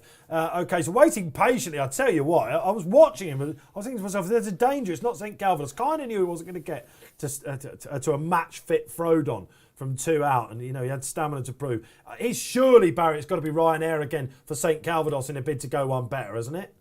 You'd have to think so. Yeah, he ran an absolute sledger for them because he didn't really, he kind of pulled a little. He didn't settle just the way, obviously, he should over, even turning into the straight, just watching it back there. He's still up the arse, or up the backside of the winner. And yeah, it's just Frodon. I think they said during the week, best jumper he's ever trained, Paul Nicholls. And the greatest jockey said he was the best jumper of a fence he's ever seen. So high praise indeed from them. And like you say, it's great for racing. It's a good story. And another King George, that's 12 for Paul Nicholls. Absolutely amazing scenes, isn't it? Real still ran well to a point as well. Probably dropping him back in trip as well. Wow. If you want to know exactly what happened, where Frodon's going to go, check out the Racing Post analysis. You'll be able to get that about in an hour's time. All the quotes will be flying in. We're off and running in Kempton.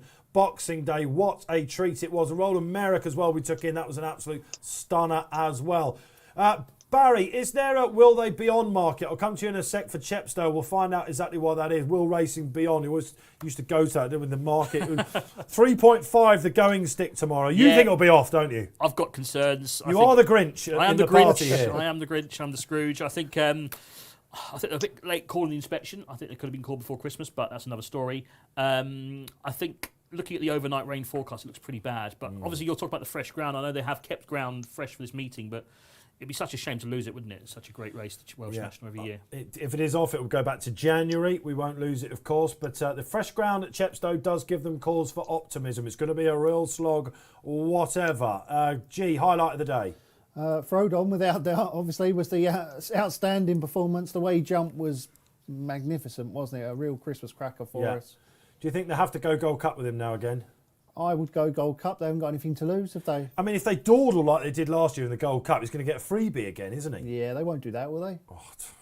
What about waiting patiently? What are they going to do with waiting patiently now?